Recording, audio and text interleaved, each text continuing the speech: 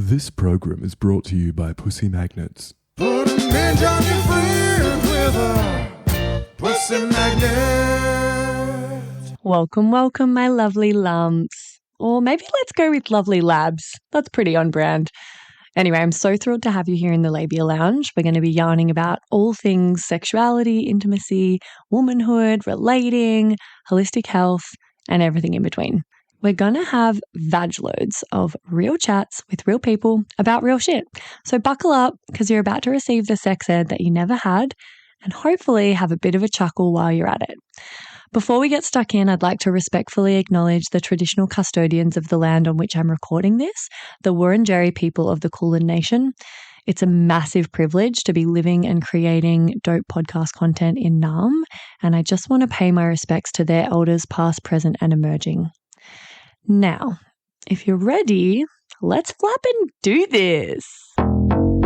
Don't panic, you're not broken. Your sex education was a piece of shit. Get your flaps out and pull up a couch. It's the Labia Lounge.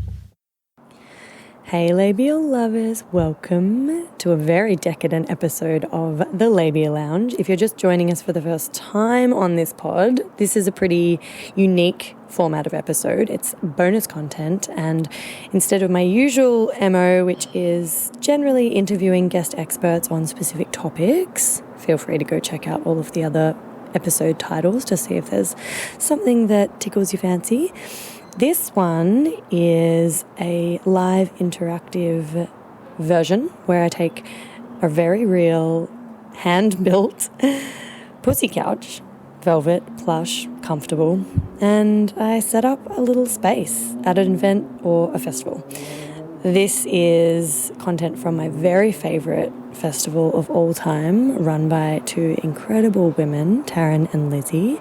The festival is called Psychedelic Bush Disco, but before you rush off to buy a ticket, it's very exclusive, very VIP, and they keep it that way just to, make sure everyone there is vetted and a bona fide legend. It's very intimate, very small, and it's a private festival. So you may not be able to come, but you can catch a glimpse of what goes on there through these conversations. I've recorded 2 really meaty episodes, and this one is all about early masturbation experiences and first-time experiences when people started exploring their genitals and discovering self-pleasure. The other episode I'm doing, which I'll release soon, is funny stories of when people have shat themselves. So we've got Maz stories and poo stories. Pretty on brand. However, there are some really, really potent conversations in this episode about everything from feminism to taking up space as a woman to being a woman in male-dominated spaces, being a female DJ. Obviously, this festival is run by women and really supports and endorses women and female DJs. And there are stories in here that are funny, they're all very entertaining, some of them are vulnerable, and they're all very real and relatable. So you'll get some great stories in there, and you'll also get some chunky discussions that sort of just organically started to play out the more I chatted to people at the festival.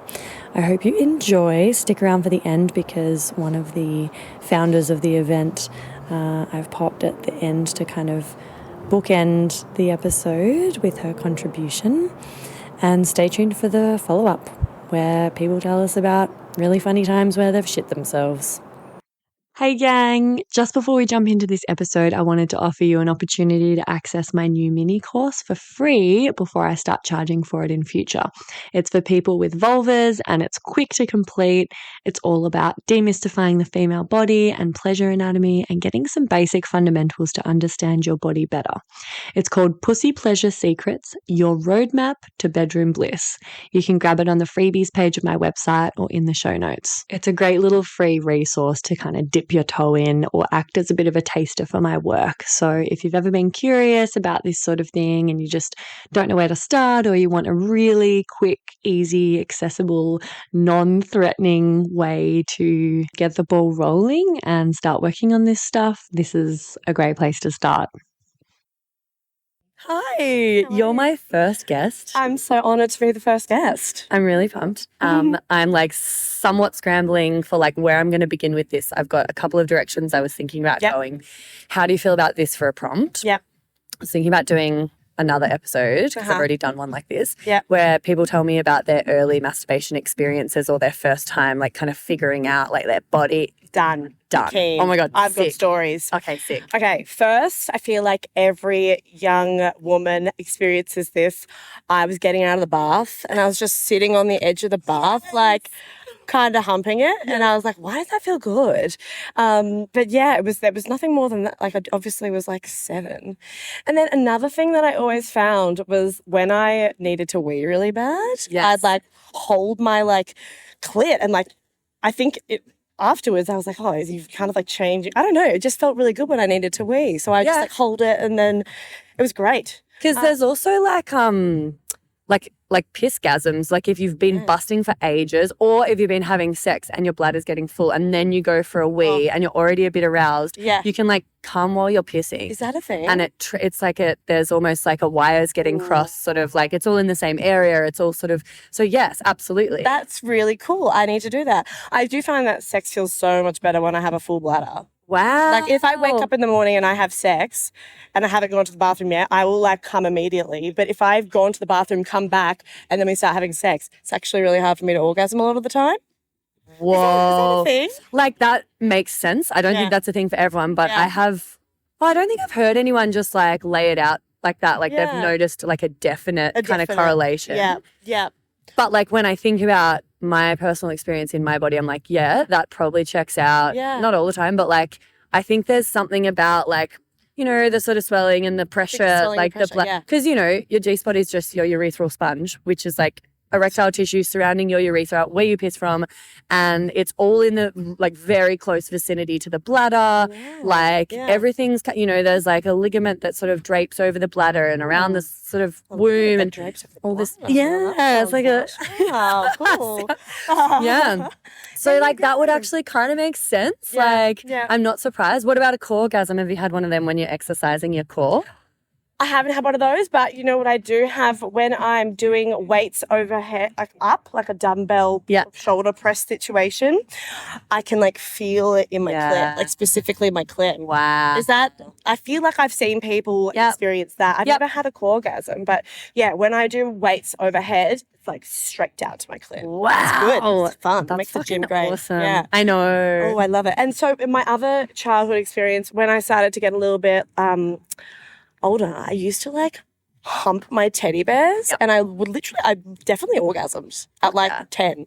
Sick. It was awesome. Yeah. But I didn't even realize at the time that, I mean, then I started to feel guilty about all that because then you go into high school and then you get shamed for everything. Back when I was in primary school, it was just awesome. Just orgasming away. It was great. My poor teddy bears, they copped a beating. My God. I would say lucky teddy bears. I agree. Yeah, those are lucky little things. It's like actually such a, I don't know if you've spoken to other people about this, but I have, and I've heard a lot of these stories, and it's like such a common thing. The like humping the teddy bear or the pillow, the bathtub grind, like that reminded me of an ex of mine who got brought up very religiously, and there was a lot of shame around masturbation and pleasure and genitals, and he discovered the like grinding on the side of the bathtub situation that felt really nice. And because it was hands-free and he wasn't technically touching himself, that was how he kind of got around the like masturbation is a sin thing. And then another ex of mine was like after violin lessons, he was just like on the street, like as a child, like 7, like climbing up a like a pole, like just a street pole, as kids do, and like kind of climbing up, sliding down a bit, climbing up, sliding down, just like, oh, that feels really good. Meditative, isn't it? Wow, oh, that's great. Love it. Okay, so then you hit high school, you get shamed, you feel a bit guilty, you feel a bit like, so did that stop you? Did you change your habits around like the teddy bears? Did you upgrade to like the electric toothbrush or like? No, I never did the electric toothbrush. What did I do? I mean, when you go through puberty, you're just freaking horny all the time. Right? It's just like all the time. All I could think about when I was like between 13 and 17 was just like having sex and just like being close to other people. And did it change? I think I just got really good with my hand. But then I started watching porn quite early. Like maybe I thought it was early, but I wasn't talking about it with the girls until about year 12. But I think I was probably watching porn by 15. Yeah, okay. Yeah, which was weird.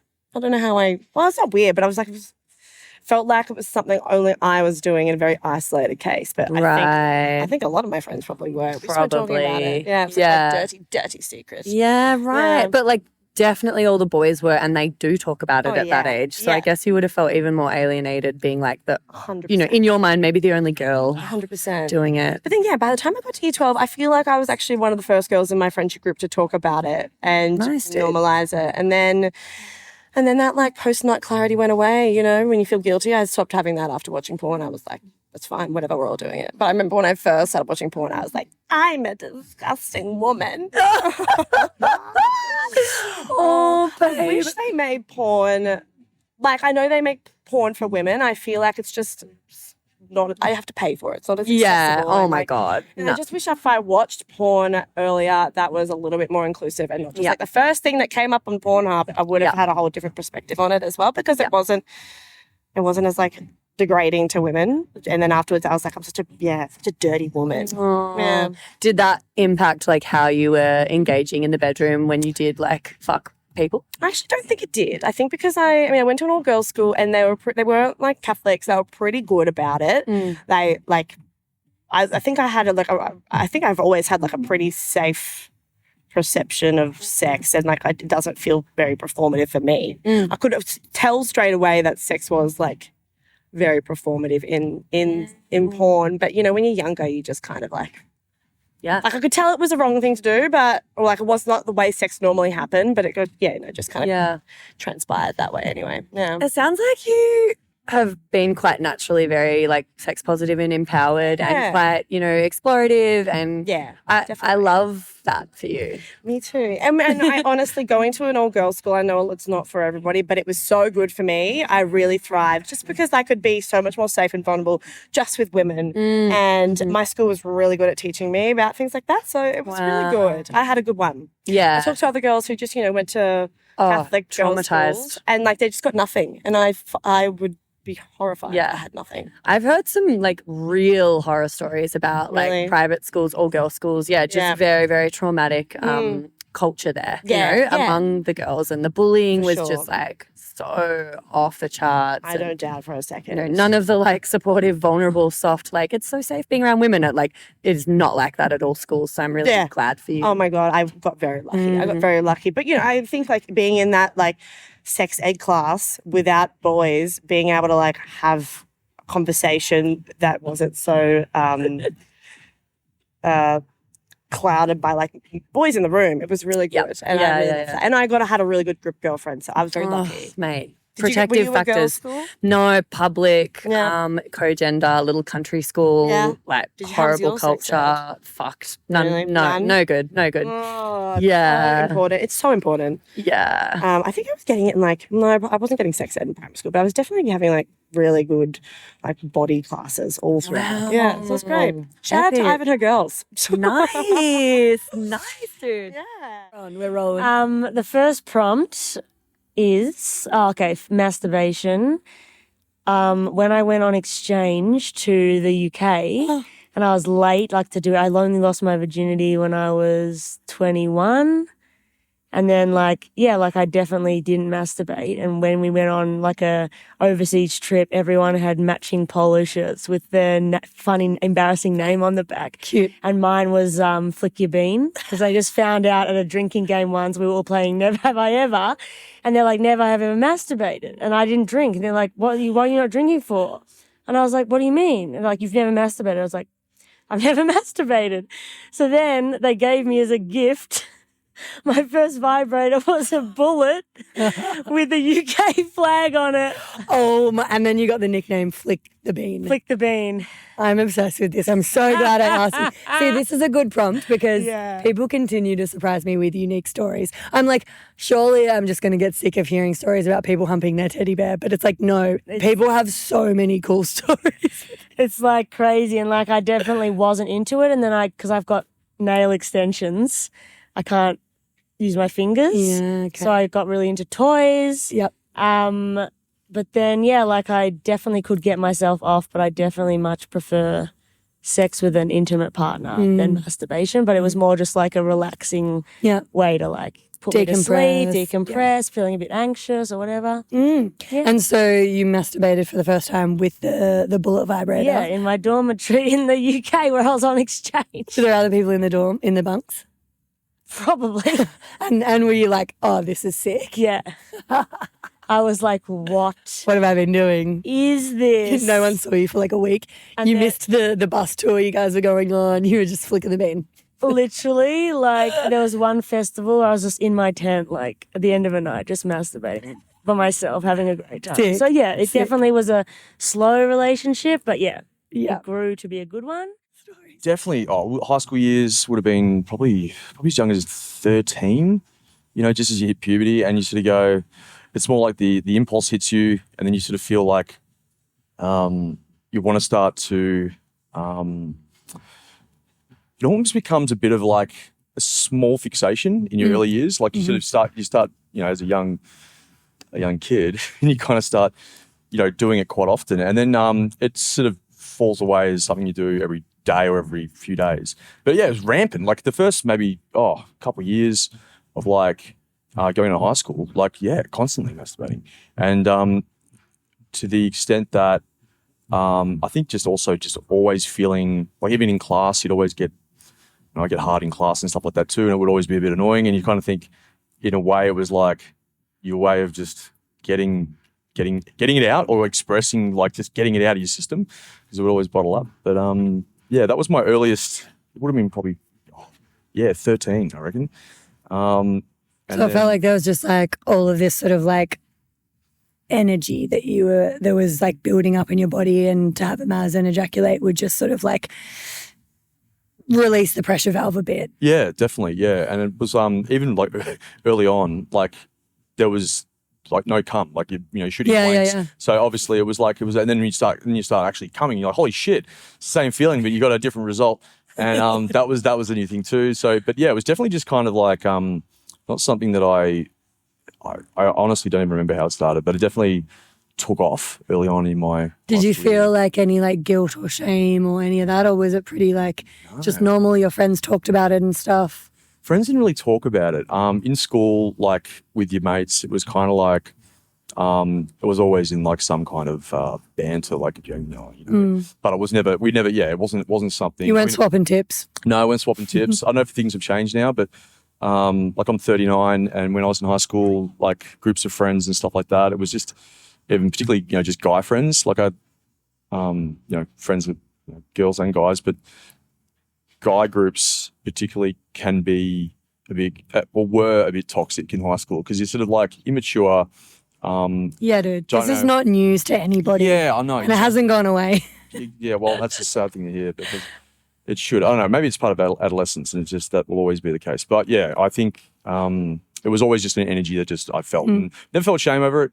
Do you remember the first time cum actually came out? Was that like a surprise? Did you know that was going to happen, or had you seen porn? I don't remember. I probably saw like cum in porn before I even fucking came. Like, to be honest, it was like, the early days. So you were somewhat expecting it. And then because I have no memory of, because I never felt comfortable. I very much it was never spoken about. Sex in general, and then in my family, and I do remember any kind of reference to it would have come from my mum, and it was all very shame based. And like I remember having sex for the first time. I reckon for the first year of having sex with my boyfriend, who then was like a long-term relationship. I was 17 when that started, and I remember genuinely believing after every time we had sex that I was pregnant. Oh God! And I would just lie there in this like, you did this to yourself. This is your fault. You know, like I'd just lie there being like, even though I've you like ruined wore my life. condoms and stuff. Yeah, it was just like I just didn't care about that. It was just it was like your life is ruined, and it was all because you slept with the man. You know, that was your fault. Don't have sex, because you will get pregnant and die. Don't have sex in the missionary position. Don't have sex standing up. Just don't do it. Promise?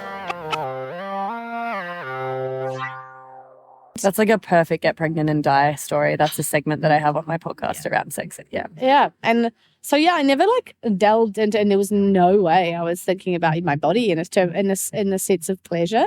And I'm trying to think when it was. It would have been I can't remember having ever even explored myself at all until a partner of mine, it would have been 2019, 2020. He was younger than me, and it was interesting that he was so insightful around this stuff, and he had a really good, healthy mentality around like his responsibilities, and he was very responsible, but he also understood pleasure, and he really valued it. And we went into lockdown, and I was actually moving to a new city for a job, and so we were doing long distance during lockdown, and he sent me a toy. He sent me sent me a Satisfy Pro in the mail, because he was like, you shouldn't need me to feel pleasure. So he really encouraged me to try, and that was not how I thought that was going to come about. But I think it was almost like getting a permission I'd never had before. And it's funny though, because and the experience itself, I remember using that toy for the first time, and it was like less than 3 minutes. And it was just like, oh my God, the most, I don't know, soul shattering experience. And had you had an orgasm like prior to that, like with him or anything, or was that your first experience of orgasm? I think probably my first of what I now know to be what an orgasm is.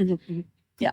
Like, it's interesting. I've articulated this with men before or boys before, and they haven't been able to, it's this concept I haven't had anyone comprehend.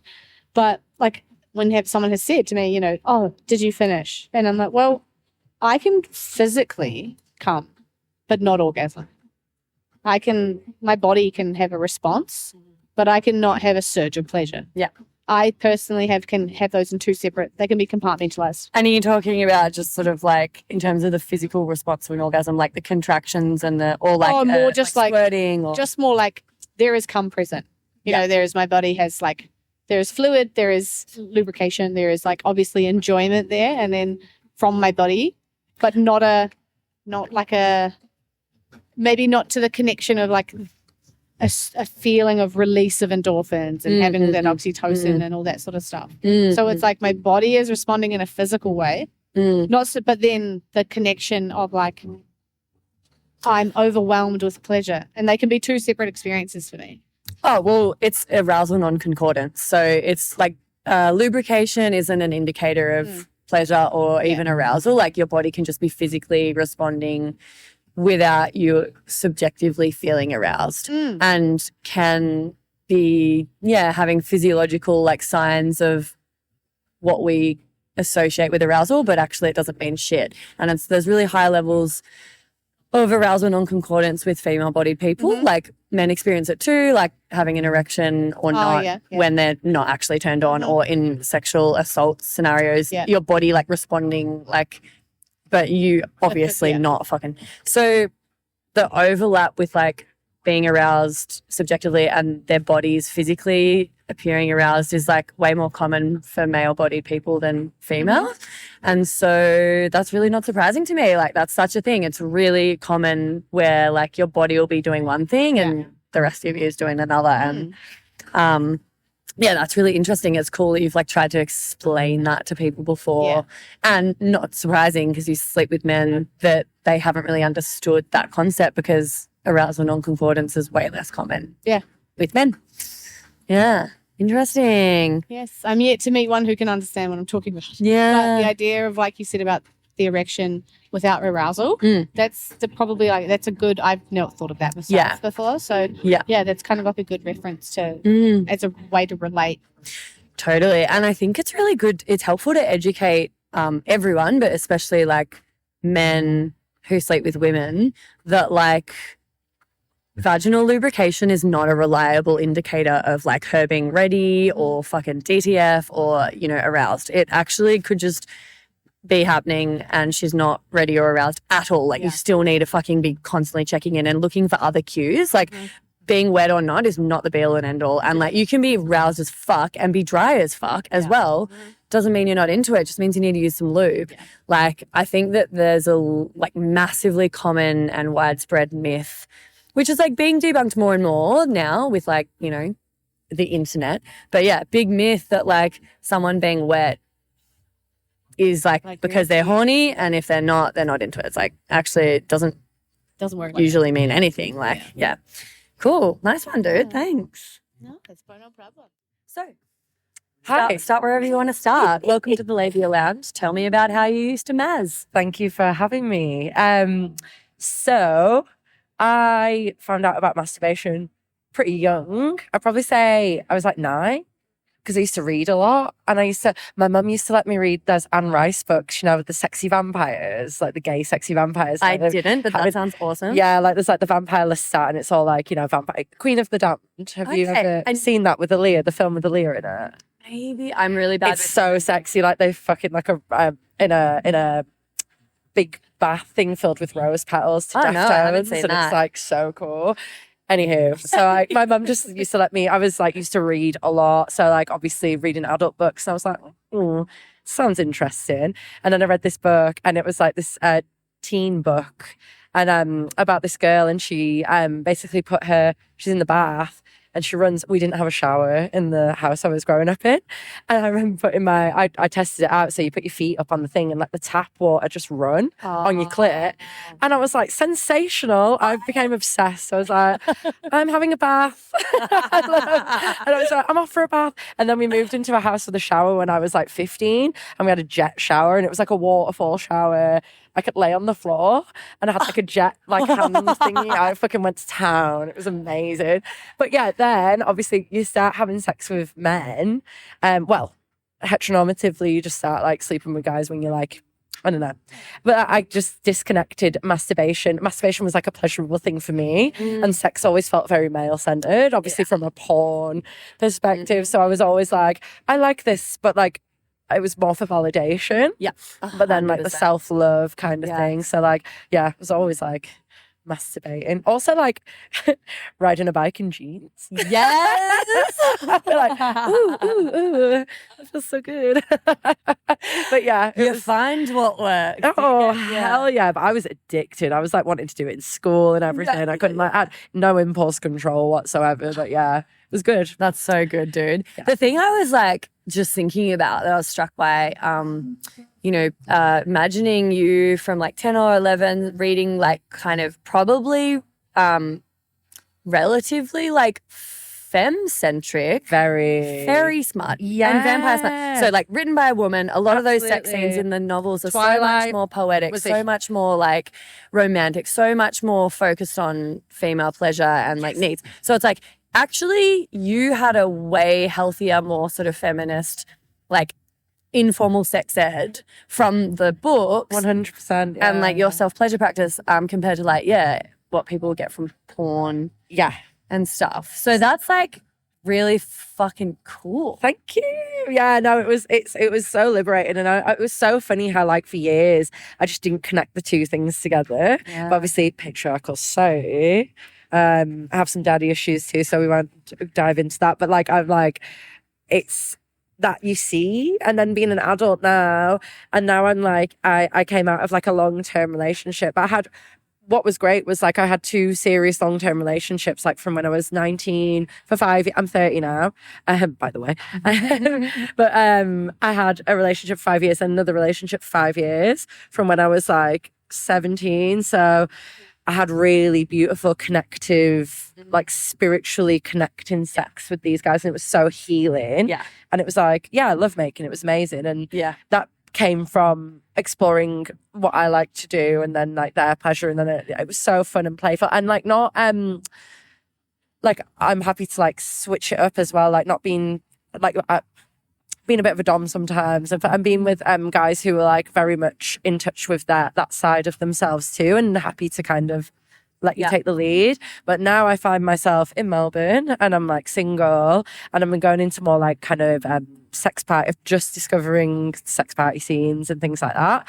But yeah, it's interesting. Like it's funny how it all shifts. But like you say, when you've got that like root feeling of like, you know, this is where my kind of thing comes from.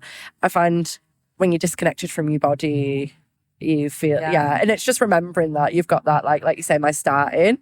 You had a really good foundation, actually. Yeah. No, 100%. And that's obviously served you well. No, this is good stuff. I was going to say, if you're like getting into the whole sex party scene, I've been recently setting this up and doing this at these big sex parties that happen in Melbourne. Oh, do you go to Virtue and Vice? Yeah, Oh my God, I'm going to go to that one. And I've done multiple episodes interviewing partygoers, but before that I did an episode talking about my first ever sex party experience, which was literally going to one of those on my own. Wow, to check it out, to see, like, you know, for the Labia Lounge, to do a scouting miss just to suss it. And it was so fascinating because I'm not particularly kinky or in a chapter of my life where I want to get involved in that sex party in earnest. But it's fucking sick being like an honorary member of this community that they like. Respectful. It's like those events are fucking really well done too. I interviewed the organizer who runs it on one episode and did an episode just like talking about my experience like going there, and I got really stoned right before I went in. It was like you know, like a pretty like dubious decision. Sometimes I feel like an adrenaline junkie and I'm like, let's just like do this super overstimulating, brand new, vulnerable, scary, kind of crazy experience alone, and let's make it extra hard and exciting. Let's and potentially get stoned beforehand. That's a good idea. Let's be non-verbal in the corner. Let's just see if we can fucking navigate this one. But I get sometimes I get more chatty with weed, so actually it can help. It's hit or miss. Yeah, sometimes I'm like non-verbal in the corner, like I say, and sometimes I'm like, let's fucking go, especially if I've got a drink and stuff. But I went to the one in Balaclava. I don't know many parties or the scene. I just know those. This is literally the first one I've been to. So Becky introduced me to this guy, and he's really in the scene. He's very respectful. And I don't know, had a bit of trial and tribulation going on field last year. Had some ongoing things, but I was like, there's this kind of core thing in me with this power dynamic. I don't know. It was a strange time, but now I'm exploring kind of more conscious, communicative. It's nice. But I went to the one in Balaclava, and it was funny. I was got involved, but I wasn't Did you go with this guy or did you go alone? I went with someone else. It was first date. Oh my God, what? From someone from Field? Field, yeah. That's a great, hilarious first date. It was funny, and everyone thought we were a couple because we have really good chemistry, to be fair. But we met at a bar first, and then he was like, oh, I could take it or leave it. What do you want to do? And I was like, well, let's go. See what's try everything twice. And I'm quite adventurous, so I was like, even if I just stand in the corner, I don't mind. I don't mind getting naked. How many people? There was probably, wasn't loads, but I think I'd probably be more vibing with the private stuff. I want to see what Virtue and Vice is like. And then there's some play party that I've been invited to. Now I'm in the scene. I'm in this you start getting invites. I'm in this group chat now. It's a very welcoming scene. It's amazing. I love a bit of fresh meat as well. Yeah, 100%. And I'm like, I'm a bit nervous. And then I'm like, actually not nervous when I get there. It's fine. But I wasn't get me in there. I was kind of just observing and just seeing, gauging the vibe kind of thing. Yeah, very interesting. But we'll see what happens. Perfect, dude. You're a fucking goldmine for this podcast. You're pure on-brand content. Oh, thank you. Hey, baby babes. Sorry to interrupt. I just had to pop my head into the lounge here and mention another virtual lounge that I'd love you to get around. It's the Labia Lounge Facebook group that I've created for listeners of the potty to mingle in. There you'll find extra bits and bobs like freebies, behind the scenes, or discounts for offerings from guests who have been interviewed on the podcast. There'll also be, hopefully, inspiring, thought-provoking conversations and support from a community of labial legends like yourself.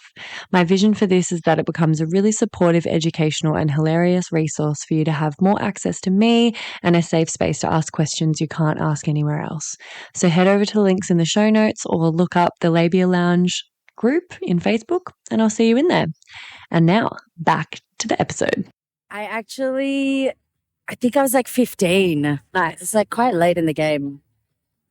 And my sister's friend, they were older, had told me about it. Yeah. Were they I don't know what the conversation was or how, but whatever that interaction was, it made me be like, Go home and try. yeah, because I definitely felt like flutters, at a younger age, and like watching things, you would like feel it.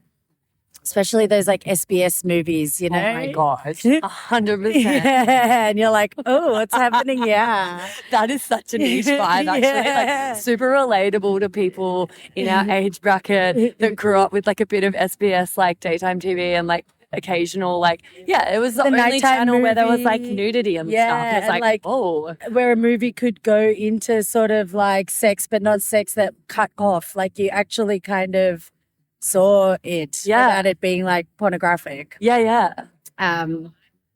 Yeah. Okay, so then like what did she give you some tips? Okay. Yeah. Nah, it was I thought it was your friend's sister. my sister's friend. Oh, gotcha. Yeah. Okay. Wasn't any tips or anything. I just kind of, I think like I had never thought to do it.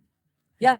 I was the grew up in same. like a very conservative home. We don't talk about sex. Yep. It's not like a thing. Pretty sheltered. Yeah. So yeah, it wasn't like anyone. I don't think you need to be taught. You know, No. It's but like I've heard you of naturally just are like, oh, okay, that's like a something.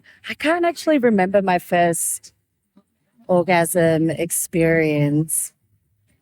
when you did try masturbating, did you kind of go, oh, fuck yeah, this is awesome, and then like sort of start having a bit more of a self-pleasure practice from then on, or were you like, I don't really get this, and then you forgot Yeah, nah, for sure. got into it? It. Yeah. Yeah. So like, would your first orgasm have been with yourself then? Oh, I imagine so, like I first had sex when I was 17. I don't orgasm from penetration. Not so much. It's happened a few times in my life, and wow. I'm like, okay, damn. But it's like a very specific, like mixture penis, like, it's like a very specific fit. Everything has to kind of, it's like a Goldilocks. All the stars need to align. Yeah, some Goldilocks situation, and then it happens, and I'm like, wow, okay, I get it. But otherwise, it's more from like playing. Yeah, like clitoral playing. Yeah. Yeah. All I have is that gross thing. Or what's front of mind is that gross thing I told you the other day about the teddy bears. Hang on. I can't remember. Remind me? It's just like I would use the teddy bears to masturbate, and I'd like just like kind of wipe my dick on them. And then like I went to my childhood home for the first time in years a few weeks ago, and I was looking at the teddy bears, and they've got my like nearly 2 decades old jizz like still encrusted on them. And I'm like, wow. My God. That is hilarious. And also, I've had 3 people out of I've probably talked to 5 or 6 have teddy bears feature in their early masturbation stories. Wow. Yeah. Wow. Yeah. Yeah, it kind of checks out. Yeah. It's a common one. Yeah, although especially for people with vulvas. It's like a pillow or a teddy bear kind of like rubbing on or Grinding humping on or whatever. Yeah. Haven't heard of anyone like wiping their dick on their teddy bear. I would like thigh fuck my teddy bears. As in between the teddy bear's thighs? In between the legs, yeah. Okay. And like lying on your tummy with the teddy bear under you, or you just hold it I'd hold it with both hands on either side. lying on your and back? Lying on my back. And I think I kind of experiment with the teddy bear being kind of flopped towards my feet or flopped towards my head. Wow. I think that Instead of using your hands directly on your dick, you use the teddy bear legs? I'd squish my dick between the teddy bear legs. Okay. And then would you like literally just jizz on the teddy bear's belly? Pretty much. I just like, Wow, they must have been very encrusted. yeah. Holy I also found an exercise book that I had used for science in like year 10 or something. And I was like trying to leaf through it and finding that like all the pages were stuck together. I was like, oh, that's right. At some point in like year 9 or year 10, I'd kind of just been like, I'm just gonna jizz between every page of this book. and I had actually successfully jizzed between every page of like, I don't know, was it like a 96 page No, it's not like an exercise book, like a proper sized one. I just between every page, 64 page. It's like 64 loads. Whoa. That's very funny. Was it a little bit like, fuck you, school? Or was it just... maybe. Maybe, yeah. Maybe it was a bit like, I resented the science class because, like, I don't know, I didn't focus enough to feel like it stressed me out because I didn't, like, I wasn't a great student. That's fucking hilarious. Okay, well, that's a good one. So I remember, like, the first time I realized I had, like, oh my God, this feels like something I want to do was when I was maybe like 12 or 13 and I was in my bedroom alone at night and I had a Discman that had a radio on it. Oh my God. Like throwback. Yeah, huge. And and I would I'd like listen to it. I'd listen to the radio and I'd try and find like sexy songs. Like I remember like 50 Cent, I forget which one of the songs it was, but one of those like sexy R&B songs that was like really popular at the time. And I would just like switch around radio stations until I found a sexy song. And then I would just like put my forearm between my legs and like rub against it. And I was just like, I don't know what's happening, but this is something that I feel like I want to do. And I remember I had this teddy bear called Brumpy and I made sure that he was like facing the other way. Out the other. Oh. Like I didn't want him to be involved in it. I knew that there was something about it that I was just like, this is somewhat like impure and like out of the way. Yeah. But yeah, that's the first time like I remember like I didn't know what was happening. Like it never got explained to me. Yeah. Like I went to an all-girls private school and like the sex ed we got in year 7 was this is your period. This is a tampon. This is a pad. Wow. This is what happens. And that was it in like a room full of other girls and we never got to ask questions and like it was such a thing of just like embarrassment. Oh my God. In year 9, we got taught how to put a condom on and that was that conversation. And then in year, I think 10, we got shown a video, like the whole year level got shown a video about my body's nobody's body but mine. And when someone touches you, you get the yes feeling or the no feeling. Oh. But like never a conversation. Wow. It wasn't a conversation. It was just like a video that was shown. And then we never. Video. Yeah, it was very like, it was obviously made in the 90s. Yeah. It was very basic. And it was basically to stop pedophilia. Yeah. That's what it really was aimed at. And then I remember my first time having sex, like I'd had like a few sexual experiences that weren't great before this happened. And I remember I was in year 12 or maybe just after year 12. So I was 18 and I'd met this guy, I must have been after year 12, and I'd met this guy out clubbing and we'd made out in the nightclub and stuff. And then he was texting me and he was like, come over to my house, like all this sort of stuff. And I was like, I remember I was on MSN chat. Oh my God, another throwback. It's on MSN chat to my friend and I was like, yes, this guy's invited me over to his house. He's having a house party. I know that he wants to have sex with me. He knows I'm a virgin. I know that he's not. And I remember saying, like, typing to her, like, I just feel like I should get this out of the way. Yeah. I know that first experiences are shit and I just need to have my shit experience because I didn't feel as though anyone I knew had a good experience. Yeah. That seems like the only option. May as well get it out of the way. Exactly. Isn't that fucking heartbreaking? So heartbreaking. Like I look at her now and I'm just like, and it was fucking awful. So I used to sneak out of home. I was on the second story floor. And so I'd like scale across the roof, drop down onto the wheelie bins. And what like, a bad bitch. I know, right? She, yeah, Avril Lavigne, full wild child. Little Indiana Jones moment. Like, yeah. And then he'd ordered me a cab. This is before Uber as well. Like he'd ordered me a cab to pick me up from my house to take me to his house, which was like 10 minutes away. And it was like a full-on house party that he was having. And I arrived and he came out the front and there was like heaps of people there, like heaps and heaps of people there. He came out and got me from the cab. He grabbed my hand. He walked me through the house in front of everybody, didn't introduce me to anybody, went into his bedroom and he closed the door. He didn't have a lock on his door. We then had sex, and then the first thing he said afterwards was, it was like, fine, it was a condom and like he knew. But afterwards, the first thing he said was, yeah, I popped your cherry. Oh. And I was like, okay, cool. And then I got dressed and he took me by the hand and he walked me through all of the people again, and they were all making noises and sounds. And then he put me in a cab and I went home.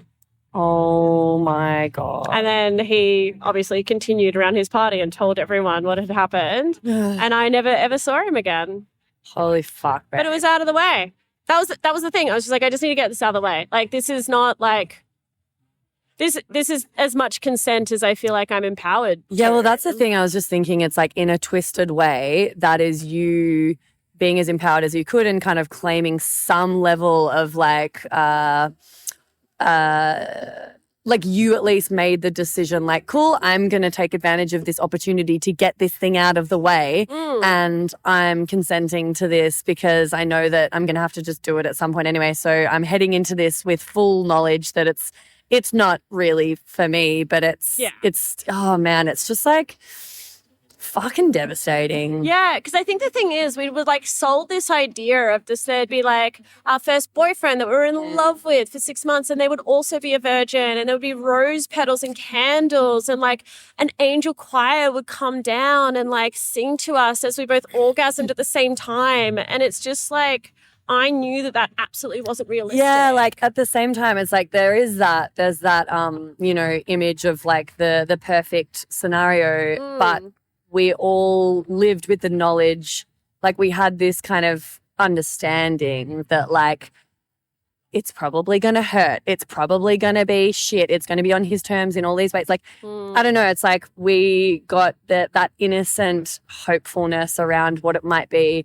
kind of smashed to smithereens pretty early. Yeah. And so, yeah, like sadly, we were groomed into not expecting more for ourselves because we were like, sold this like truth, this home truth that like it always hurts the first time, you're going to bleed, you're probably not going to enjoy it. It's not for you anyway though, babe. It's not for you. It's like, who cares about like your pleasure? Like that didn't even come into it. So like, we were kind of groomed to not believe that we were worthy or deserving or entitled to like expecting or asking for more. Exactly. And like, actually having expectations that it might be a pleasurable or empowering or like mutual experience, like that didn't really feel like it was on offer. Yeah. And so, our expectations and standards were just so fucking low from such a young age. And it's really, it's fucked up. It's really sad. It's sorry really to hear sad about that. But thank you. And I think that as well, like what had sort of like built up to me saying like, okay, well, at least I'm saying yes to this experience, is that every other first that I'd had before that point was without my consent. And so this was an experience that I could step into and be like, okay, well, at least I am giving my consent for this. Like, and this feels as though it's like somewhat for me. Even though it was this like really shit, horrible time. At least it was on your terms in some way. At least I knew it was coming and I could say yes to it rather than it be a surprise. And all of a sudden I'm like being demanded to have sex with someone that I didn't want for my first time. So, and like I, hear way too often that like so many kind of consent violations and like non-consensual sexual acts end up happening because the woman in that scenario just senses and knows that if she were to say no, it would happen anyway. And so then it would feel way worse that, so a lot of people just kind of like, I guess, like resign themselves to like going along with it and acquiescing. And so, like coercion is just so insanely common, and often we'll be in a situation where it's like, well, this is going to happen one way or another. I may as well just allow it and like let it happen, because that feels slightly more empowering than if I were to say no and he were to ignore that.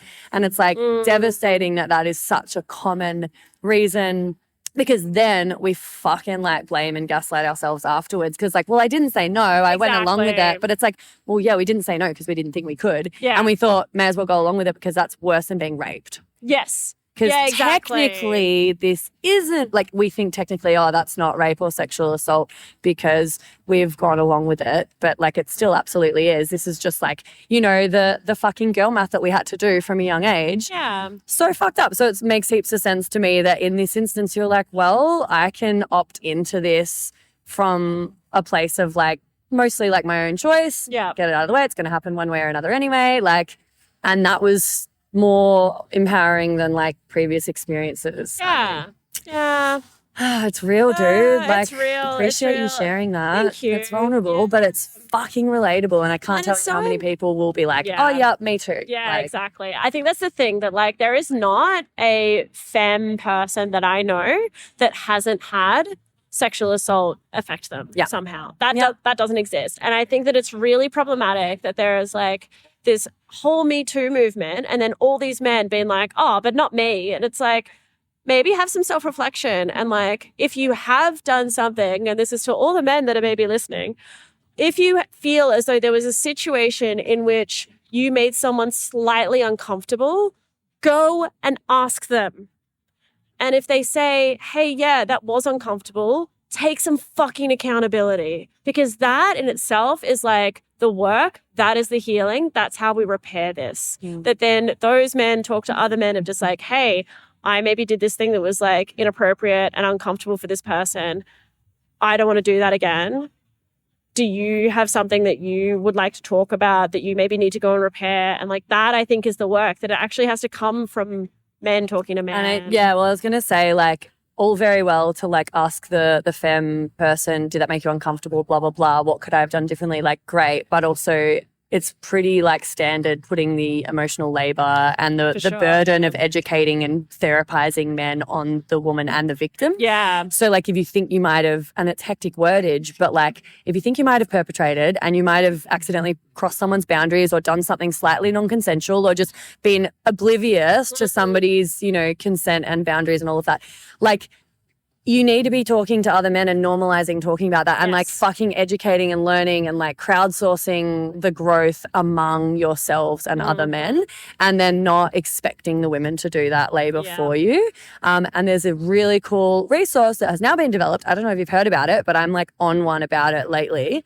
Had this amazing woman on my podcast, Shale Norris. She founded Safe Bay, and it's a student-led sexual violence prevention org that runs in the States, and they create all these amazing resources and trainings and workshops, and it's all sort of based on like real uni students and high school students like experiences, and they're very much boots on the ground, tapped into like what's going on, because you know, I think it's like 17 to 19 years of age is like the highest rate of sexual assault.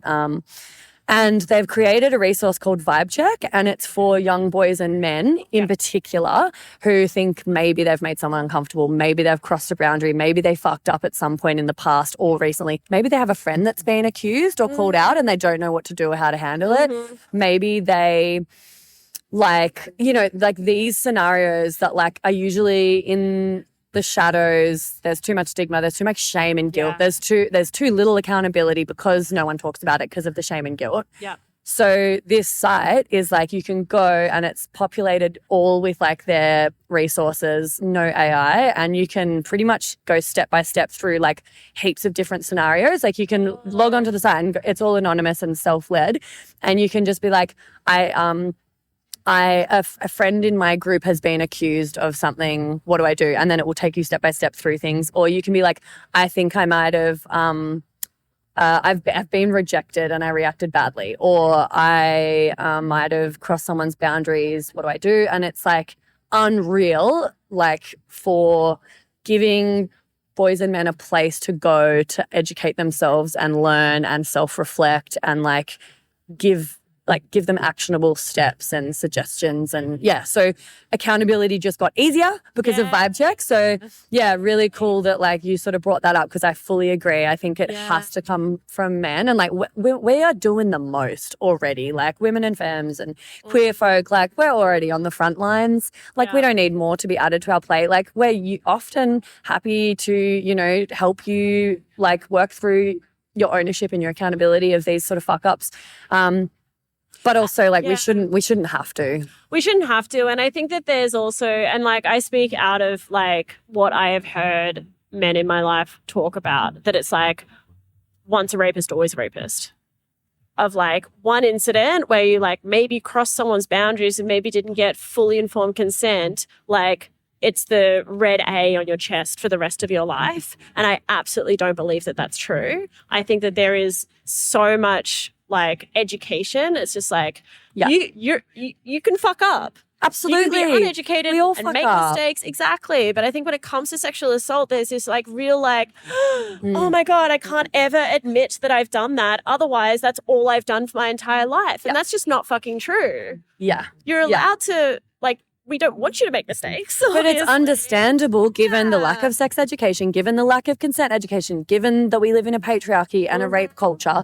It is fucking understandable. And there's like very like directly, like it's so easy to see how this happens so much. Absolutely. Like given how we're socialized and conditioned, because most rapists are actually not, you know, the sort of like standard run of the mill, like I'm going to find you on a path at nighttime and just jump you and then forcibly, aggressively, violently rape you. Like that's a tiny percentage. Yeah. It's entitled opportunists that literally don't even know that they're fucking up in the moment because it's so normalized. Yeah. You know, it's like boundaries being crossed in micro moments of everyday sexism, then leading into like someone just putting their need to, you know, gain social clout or keep up with the boys club or, you know, like boys are up against their own version of, you know. So, yeah, I It's think. against boys. And I think that's the thing. It's the patriarchy being like, oh, there's this standard of what manliness is.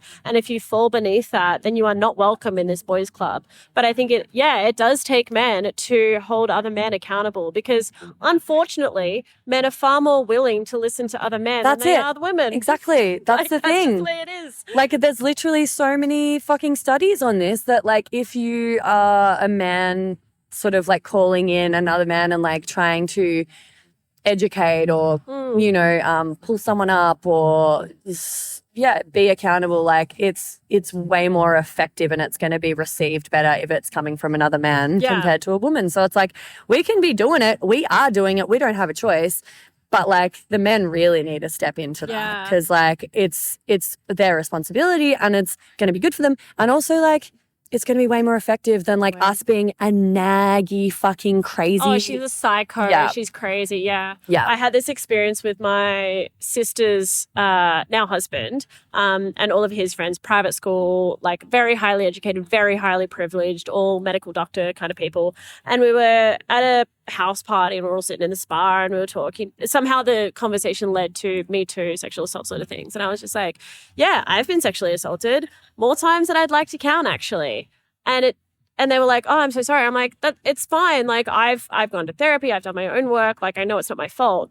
But it is your responsibility as my friends, as protectors of people like myself, for you, if you hear something, that you call that person in and be like, wait, why are you calling that girl a psycho? What did she do? Why are you calling her crazy? Okay, you've been accused of misconduct, sexual assault, rape, whatever it is. What do you think you did wrong? Like, in your experience, what happened? Tell me what happened. And have those conversations. It's just like, okay, well, maybe it's not exactly that, but maybe you could have done things differently. And how do you change that so that this doesn't happen again, so that women do feel really fucking safe around you? And I think that's the work as allies. Yeah. That is the real work. It's not supporting us. Like, we got femme circles, we got the Labia Lounge. Like, you know, we got our resources, but it's like the men calling other men in to accountability for what they can do better. It's not what they have done, but what they can do better, because everyone can do better. And, like, I could probably count on my hand. I mean, No, that was going to be a sweeping statement, but I do not believe there are very many conversations happening in male spaces or between male friends where men ask each other, like, what do you do to be a safe person for women? What do you do to make people feel comfortable? Like, they're not fucking talking about that. They're not even thinking about it. No, why would they? It's like, yeah. So, yeah, this is kind of like, that's encapsulating my entire fucking mission with the Labia Lounge to sort of like, shift the needle on this stuff. So thank you so much for sharing so vulnerably. And I'm really grateful for you and your work that you're doing. It's really important. You're fabulous. Babe.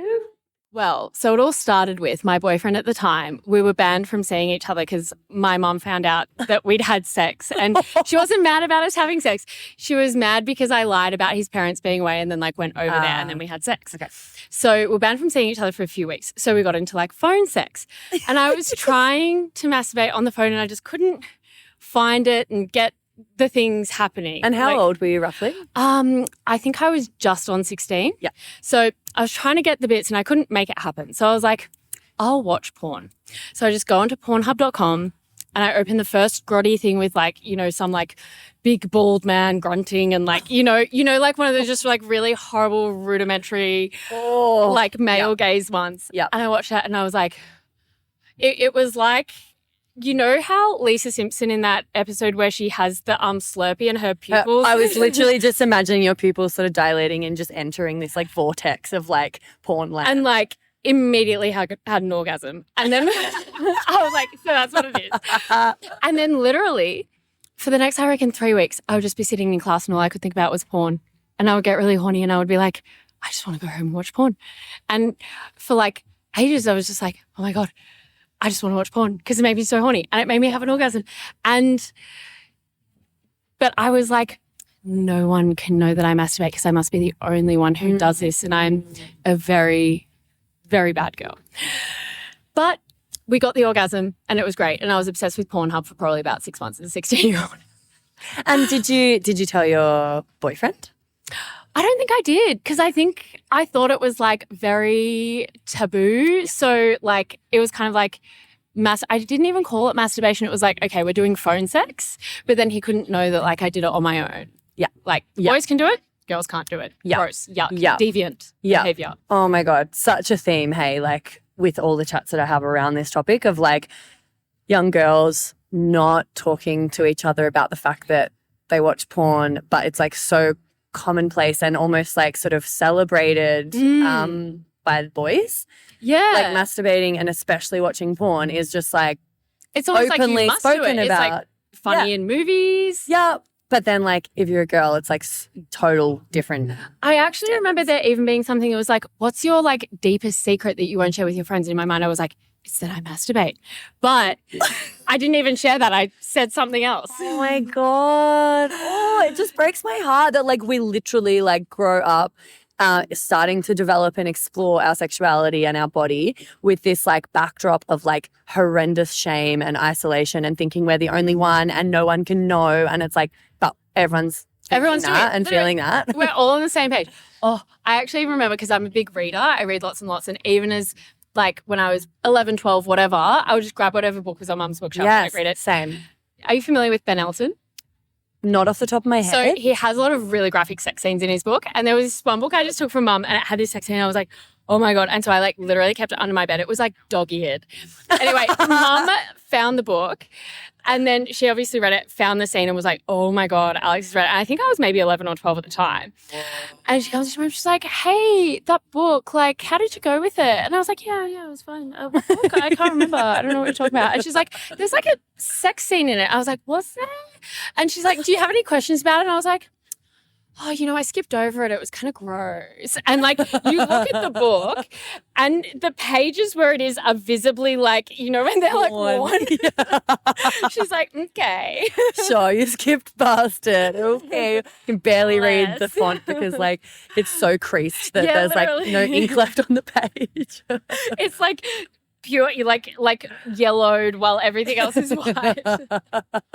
I'm obsessed with this. I love like what a fucking like horny teenager you were.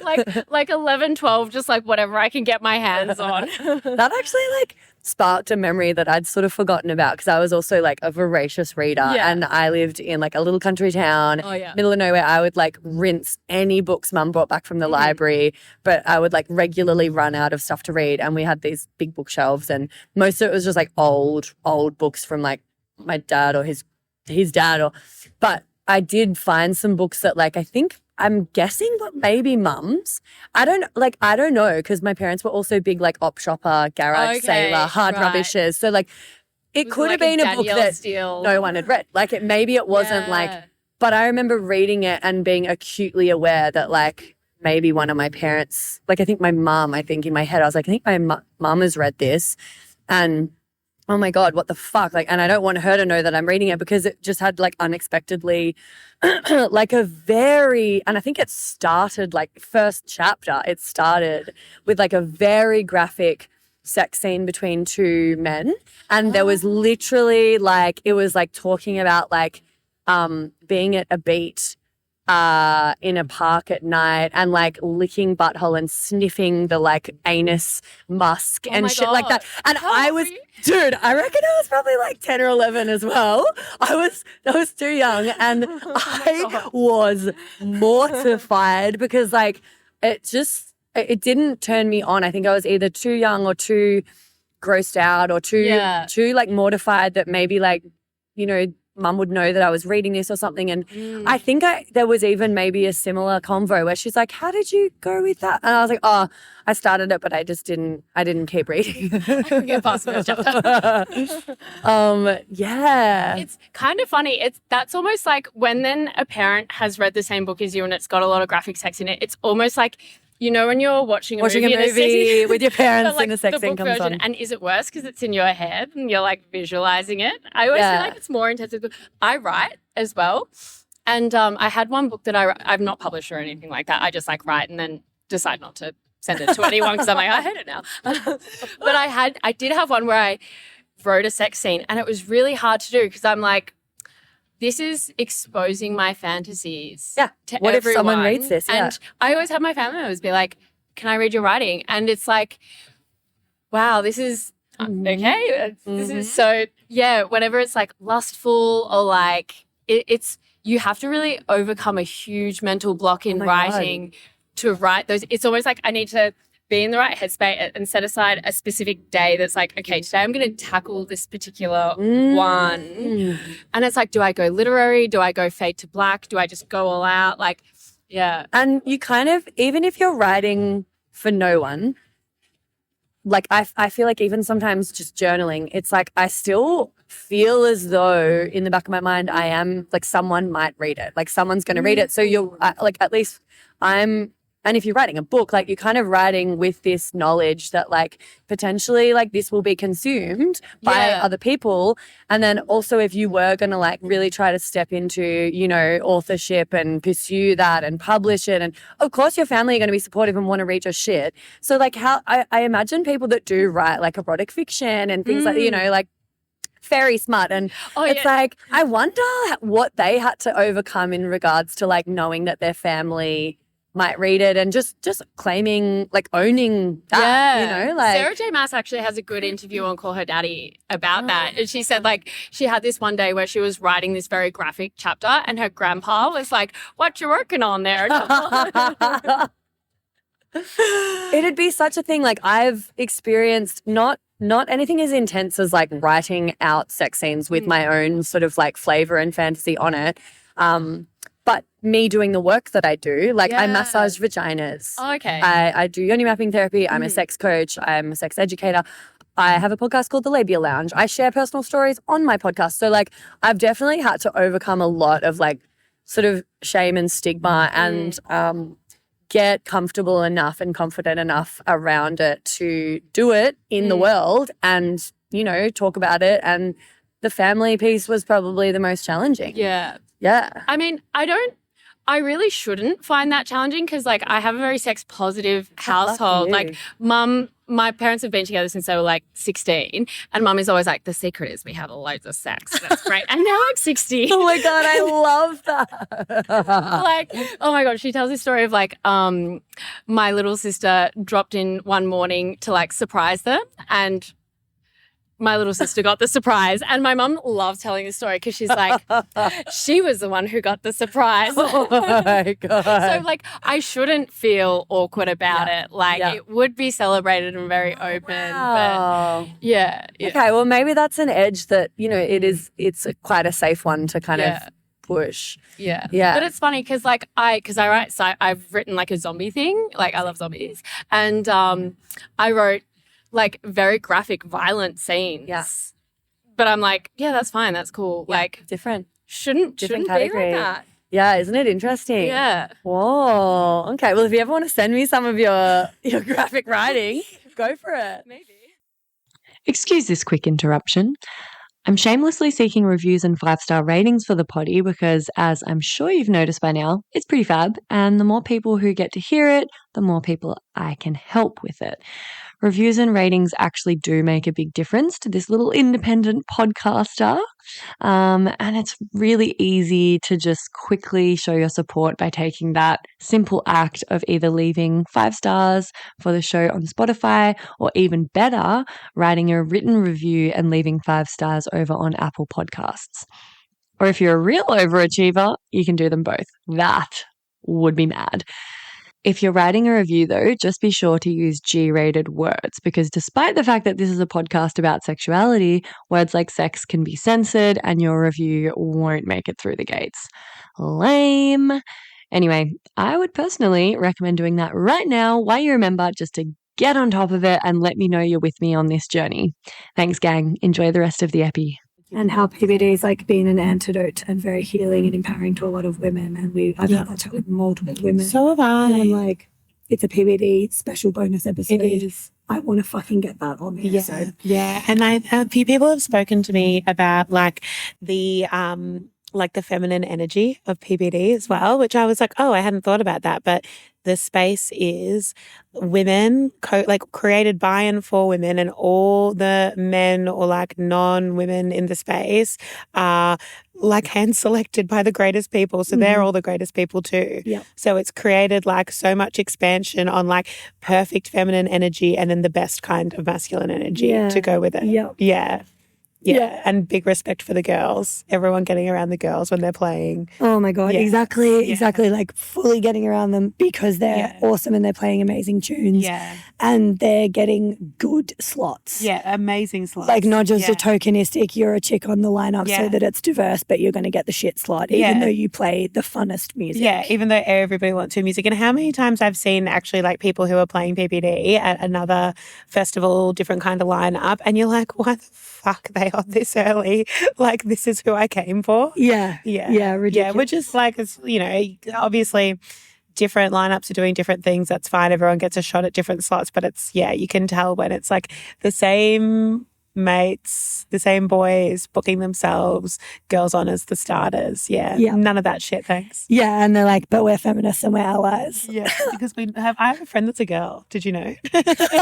Dude, I had a chat with a guy last night. I had this chat with a guy last night on the dance floor, and I couldn't tell if I thought we were bantering and it was all a bit joking. And he was like, it's his first time here, and I was like, yeah, it's and fuck, he's probably going to listen to this, but anyway, no, it's all right. And I actually still can't tell if it was a joke or not, or because often I'm like, oh, we're doing a bit, and I assume everyone here is just awesome feminist ally anyway, and he's saying how amazing the festival was and why, and I was like, it's also, I think, a big part of like what you're describing and why it's so dope is because like it's female run, and like they put like the women who play the fucking sickest, funnest music at like the right time, and we all benefit from that, and like it's just very like safe. Yeah. And he was like, oh no shit, like that's awesome, women run it, like, and he made a joke, like he was, from my read, was like joking about being this like virtue signaling dude who he's like, I'm not like one of these guys that's like, like I love women, like I'm supportive of women. I know one female DJ. But then he did then immediately go on to be like, but yeah, like one of my favorite DJs, like is a woman, like, she came over and played in Melbourne. I like went on my own and I was like right there, like, yeah. And I was like, so like, what do you mean? But it was just a wig out because I was like, wait, I can't tell if we're joking anymore. Because then I was like, oh, like, do you know, or like, any other female DJs. Sorry, have you met a woman? and I was like, oh, and he kind of was like, yeah, like a couple. And he went to listen. I was like, oh, you don't need to listen to me. Like, please don't do that. Stop that. But basically, my takeaway from this is like, you should go and get more female DJs that you follow and like and support. Come to more events like this so that you can feel what that actually feels like. And feel what it feels like to be everybody supporting each other. Yeah. So I don't know. It was such a weird interaction because I was like, oh, this is hilarious. Yeah, you're like, we're on the same page. And you're like, but no, we're not. Are we? Yeah, which happens a little bit. But you know what? It's going to happen in environments like this, and we have to, in some ways, welcome it because this is how change happens. Yeah, and I was literally just like, that's awesome. And your homework as a man. Yeah. And I say it in a really jovial, loving way, playful. In a we love men way. Yeah. In a non-tokenistic I love men. yeah, exactly. It's like, cool.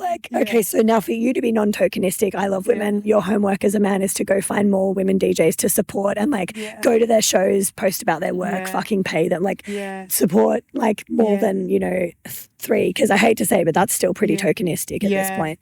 You know who I love?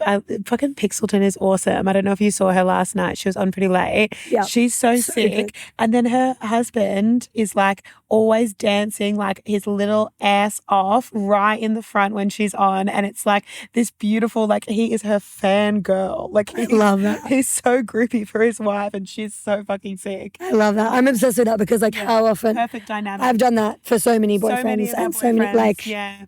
And then I know another actually on Women in Music, this woman that I dated, she's a fucking amazing musician. She's she DJs, but she does live vocals as well, just sick shit. And her crew, it's her and these 2 boys, they've been working really hard, getting more music out there, booking awesome gigs, playing the cage at Revs. It's been so massive. And she was dating this guy for 2 years and he never came to any of her gigs. Ever. And he was always you're putting music before our relationship. But he never came to her gigs and supported her. And she was doing this before they started got together. And it's I look at her and I think, oh my God, this fucking queen. And all I want to do is support you and just see you rise. And this man that she was in love with, trying to build a life with, can't get around it.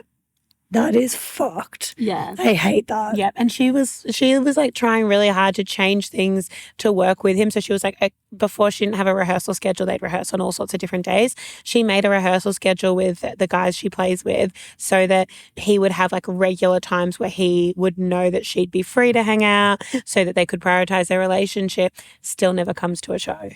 It's that's actually such a joke. Yeah. Well, the actual fuck. Yeah. Oh my God. Women trying to think outside the box all the time. Yeah. How can we co-create this together? How do we both of us team up?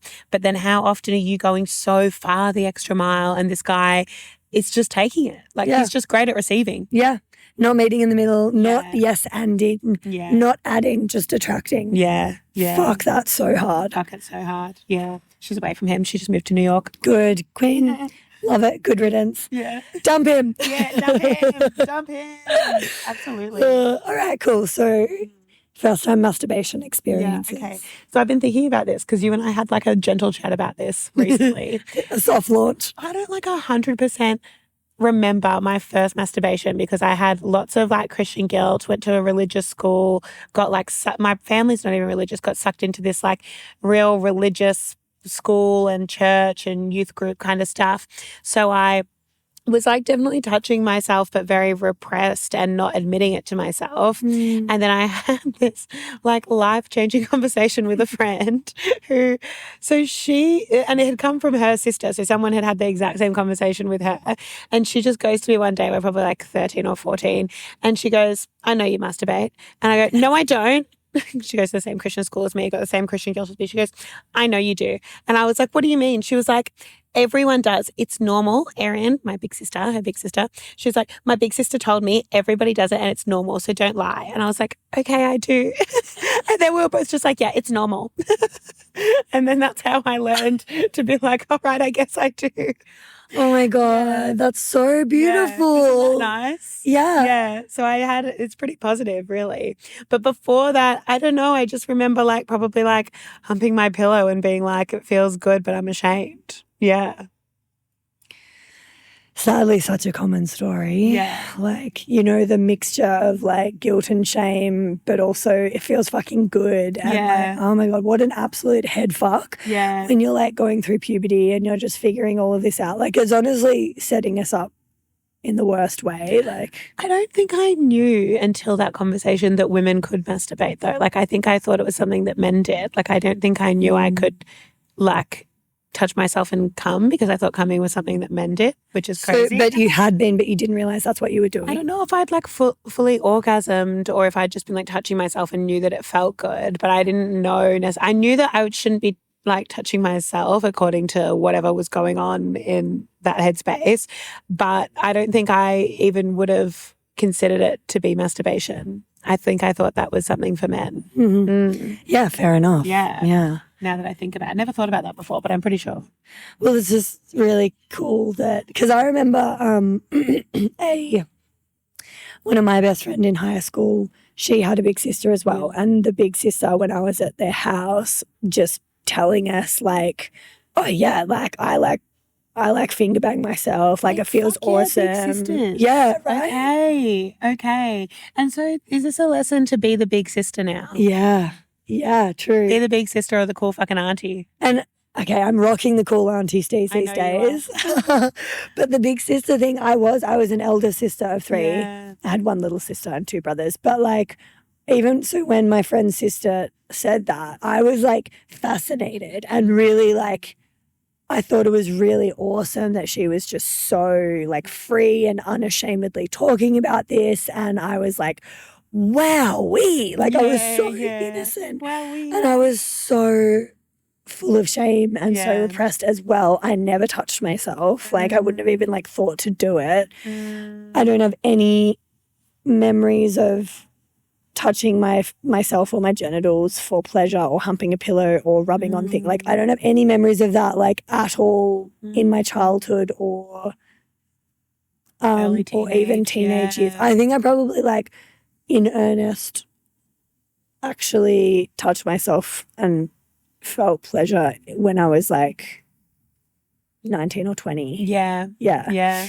But so at the time when my friend's sister was saying this, I was like, wow, like it benefited me even just to hear that. It didn't make me go because I was like, ew, that's disgusting. Like I would never touch me, doesn't it? Like it actually, even if you think it hasn't at the time, these are the things that stay with you. It's now, helpful. however many years later, it's still in there. 100%. Yeah. And like it was still eye-opening and helpful to hear a woman speak about her own pleasure and like just claim that without any shame. Like it didn't change things for me immediately and make me go and have a Maz, although it could have. It would have for like many other people, I'm sure. Yeah, but a lot of change isn't immediate, is it? Yeah. No, I've been thinking that about feminism lately. Like I've been thinking about sometimes like, do you ever feel like you're in like your woke little corner and we're like criticizing each other and like pointing the finger at everybody else on the same side as us? And then I think about like the environment I grew up in, who I was as a young person with all that like religious shit in my brain.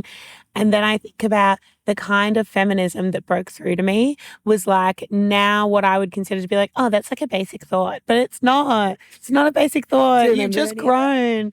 Okay. I remember, do you know the band Camp Cope?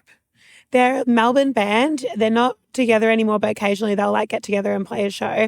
And their music is, like just feminist. And it is awesome messaging. But like, you know, if I think about like, what's like a line from the song? There's like one of the lines from the songs is about like carrying your keys between your fingers while you're walking to your car at night, or like what you're wearing and getting blamed for like the assaults on you because of what you're wearing and things like that.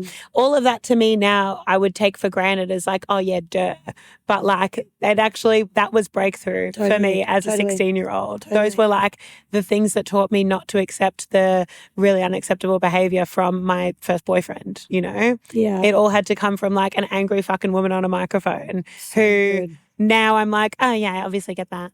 Like, take it for granted. But yeah, 100% agree with you. Like, you know, we become, we evolve and grow and like become acclimated to like the sort of water in our newfound bubble of like woke sort of progressive people. But the water that everyone else is swimming in just culturally, societally, like on a larger scale is still actually like so fucked in terms of rape culture and patriarchy and sexism and stuff.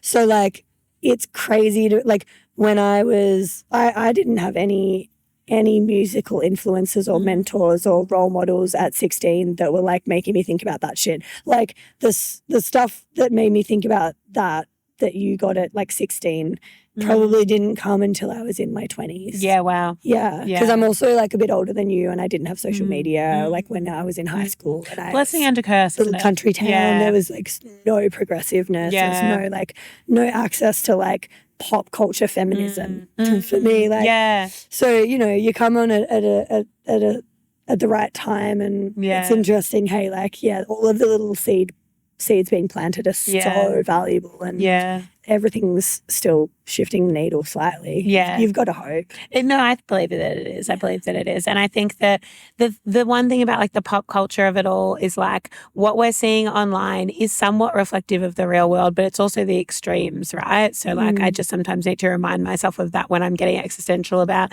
the manosphere, about like, you know, fucking the Louis Theroux documentary, about the commentary around that, all of that. It's like, that is real for sure, and there's worse out there as well, but at the same time there's also the middle ground of the people who actually do change and actually the movable middle. The movable middle is actually probably the majority. You know, like there's a lot of people. But we I mean, I don't know how you deal with. I deal with both ends of the extreme, like the very, very like across this stuff, you know, people that I surround myself with and that I interview and the stuff that I read and consume. And then the other end of the spectrum with like I have to be really across all of the manosphere stuff because like I work in your work, you know, men's mental health and healthy masculinity, and I'm like constantly saturated in both extremes, and it's like it's hard to calibrate yourself really accordingly. hectic. And it's like really gnarly for my mental health. I'm finding like it's so scary. It's really scary. Yeah. Especially when it's you know, it creates fear within you as well. It creates anger and it creates fear. And it's really hard to calibrate from that. That's why your safe spaces are like so special, and like places like this are so special. I get similar. I don't necessarily deal in like because I work with women, primarily women's health. So I'm always with women in that way, and that's healing. But then the non-healing part is the family violence of it all, right? And so it's like seeing the very real violence that's out there and having to, calibrate from that, go home from work. How do you don't leave it at the door. There's no way to leave it at the door. It's reality. Especially as a woman who lives in this reality that's happening to women all the time. Yeah, I know. It's so fucked. Yeah. It's so fucked. Yeah. Okay, this is an amazing chat. What about stories about shitting yourself? Stories about shitting yourself. Just to totally pivot. No, I think I'm going to do a separate episode with those stories. Okay, yeah. Shitting yourself is its own episode. I reckon. Of course it is. Yeah. Of course it is, because there's so much to say about that. Before. Oh, I have some candy. Hold up a minute. Oh, what's the rug? Oh, you've got your shoes on too. We've given up at this point. No, we're good. We're actually recording. I'll start again. Yeah. So, this is not. Do you know it? Yeah. Oh, okay, good. Sorry. No, that's all right. I just on that whole thing around I don't know, living and breathing all the feminism, blah blah blah blah blah blah stuff. I'm so in it that now I'm so hyper vigilant that like when I'm at a festival and I'm clearly locked in and I'm working and I'm recording and there'll always be at least one man that just like blunders in and interrupts. And Which I'm like, a woman wouldn't do. Exactly. A woman would not do that. Yeah. Read the room. Yeah. Stop taking up space. Like, I don't know. I just am like so hypervigilant. And then that's where it's a bit like, this isn't great for my mental health. Yeah. And it also means that I'm like a bit prickly sometimes. Well, it means that your tolerance is really your tolerance is getting affected because you're having to tolerate so much all the time. Yeah. And that is fucking annoying. That's annoying being interrupted. But it's also like, where are you supposed to gain more tolerance from? It's got to be a finite resource. Yeah. And you're tolerating a fuck ton. Yeah. And men are not having to tolerate nearly as much in that same kind of Yeah. And they're just not, they've not thought about any of the space that they're taking up. No. They've got no idea. They're oblivious. They're oblivious. So it's like the invisible labor, the like mental and emotional energy that it takes just to be a woman and be conscious of all of that at all times, managing everybody's experience of you in their space. It's just like when a guy doesn't do it, and I'm hyper aware of that. Yeah. It's really hard to be like warm and friendly. Like I get. And should you have to? No, exactly. So, but then it's like probably I a always come lesson. out as looking like a fucking cunt though. Yeah, but maybe we need to reframe that. Like, is that kind of the world's problem, is that like a man can be direct and we see it as direct and assertive, and a woman can be direct and we go, oh, what's up her ass? No, and I still do it. I do it a lot. I'm like constantly doing it, which is more labor. Yeah. But I'm happy to, and I'm very boundaried and like. Yeah, you're good at it. You know, just then I was like, oh, what? Yeah. Like, but you're good at saying it. That wasn't actually, I think you perceiving yourself as prickly when you're actually saying like, I'm actually recording. That's just information. Yeah. You're just stating information that they need to know. They obviously haven't taken it. Often people respond or react as though I'm being prickly, and they're like, yes. And it's like, cool. Like I've already had to advocate for myself and put a boundary in place. And now I have to explain it to you. Yeah. And you're not really taking it that well. Yeah. So then it makes me like, it's just. It'd be nice for people to receive boundaries as what they are. Just a boundary. Yeah. Just a boundary. You're not entitled to my time. Yeah. Yeah. Yeah, and it's so awesome when they do. Like, I'm just like side quest for a second here. Yeah. I think you'll like this. I love a side quest. Yeah. Side quest it. There's this dude that I've been kind of he's a friend, but we've been sort of fooling around a little bit, having some intimacy. It's basically a glorified situationship. And great. It's not really meeting many of my needs, but it's meeting one or two. Yeah. And it's better than nothing right now. Yeah. And like, I'm not stoked about it. It's not really what I want, but it's like, I just sometimes need some fucking touch and some like oxytocin. And, you know, he's really sweet and lovely. But he's, you know, he'll without realizing sometimes maybe just info dump or kind of just take up a lot of space and capacity. And I've been really enjoying the dynamic in a way, because I have gone like, well, the example I'm thinking of like recently was like, I just was like, I'm just going to stop you there. I am in the therapist role so much of my life and with so many people, and I just feel like I don't want to do girlfriend duties without getting girlfriend benefits. I'd like to be, I'm going to be a girlfriend or I'm not. And like the labor it takes to listen to all of this drama, like I curate my world so that I'm very discerning about the people that I have around me, and the drama that you're going through, like that fucking sucks. Yeah. I hate that for you, but I'm sorry. Like I don't want to listen. I don't want to hear about it. I don't want to be in the therapist role. Yeah. I'm just going to stop you. And he was like, fuck yeah, dude, thank you so much. Okay. Like, good on you for putting a boundary in place. Like, I absolutely agree. Yeah. Like, he's like, your superpower is saying it as it is. Yeah, and also like really being discerning about the people that you let in and that you let close, and like you have to. You've done a great job of that, and like I don't want to bring my like bullshit ex-partner drama into this and like put that on you to have to fucking listen to and hold space for. Yeah. And I was like, thank you so much, because like that's what was the happening. response. But that's also the response. Like it's actually okay that it happened. If you can say it and respond like that, it's totally fine. Totally fine. Because that's being human. You know, like we're not going to hit the mark properly every single time, but you can listen. You can listen and pivot. Yeah. Yeah. He's really good at that. Yeah. And that's why it's like, you know what, we can keep reading then, fine. Give me some orgasms. Yeah. Give me some orgasms and listen to my boundary. I'll allow it for now. We'll allow it. The first time I introduced myself to my clitoris, I think was earlier than my memory, but I reckon when I was older, my mum would tell me this story of she's like, when you're about 8 months old, I used to put you in, like, you know, those little like bouncer cots that you would like sit, and she would just like strap me into that and put me in front of the TV or something so she could like do the dishes or like take a shit and like have 5 minutes to herself. And so I was like chilling in the lounge room with the TV on, and she's like, I just want to like quickly do the dishes. And all of a sudden she's like, yeah, I'm doing the dishes. And then I just hear you like laughing hysterically. And she's like, what is going on in there? She's like, surely she can't understand the TV show. Like, it can't be that funny. Because I was like, can she even see colours? Do you know what I mean? Like, can she even see the TV? Or like, and you know, when babies are like that young, you're like, when are they laughing? Like, yeah. Or do like, they just have gas?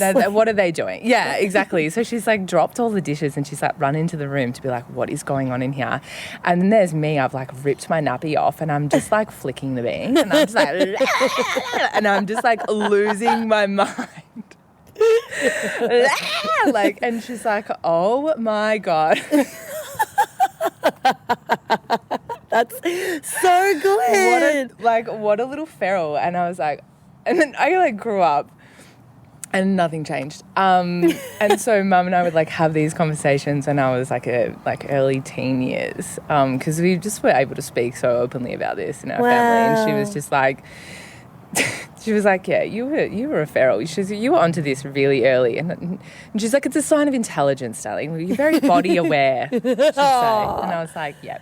That's beautiful. Oh, so she encouraged you to self-pleasure and stuff once you like hit like teenage years and all of that?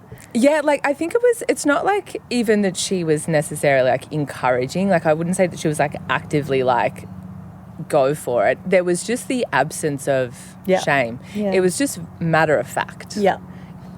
It was just matter of fact, and I think I've always been like a sexual being. Yeah. And I reckon like probably the time that I remember would be like my first sort of like memories of like that sort of like sexual exploration would have been with the bathtub. And it's like when you were like filling up the bath, and then I reckon there was like one time that I've like slid down the bath and like the water, like the tap from the water has just like gone straight up my fanny, and I'm like, ooh, hello, that felt good. And then I've like repositioned myself like under the tap to like legs up.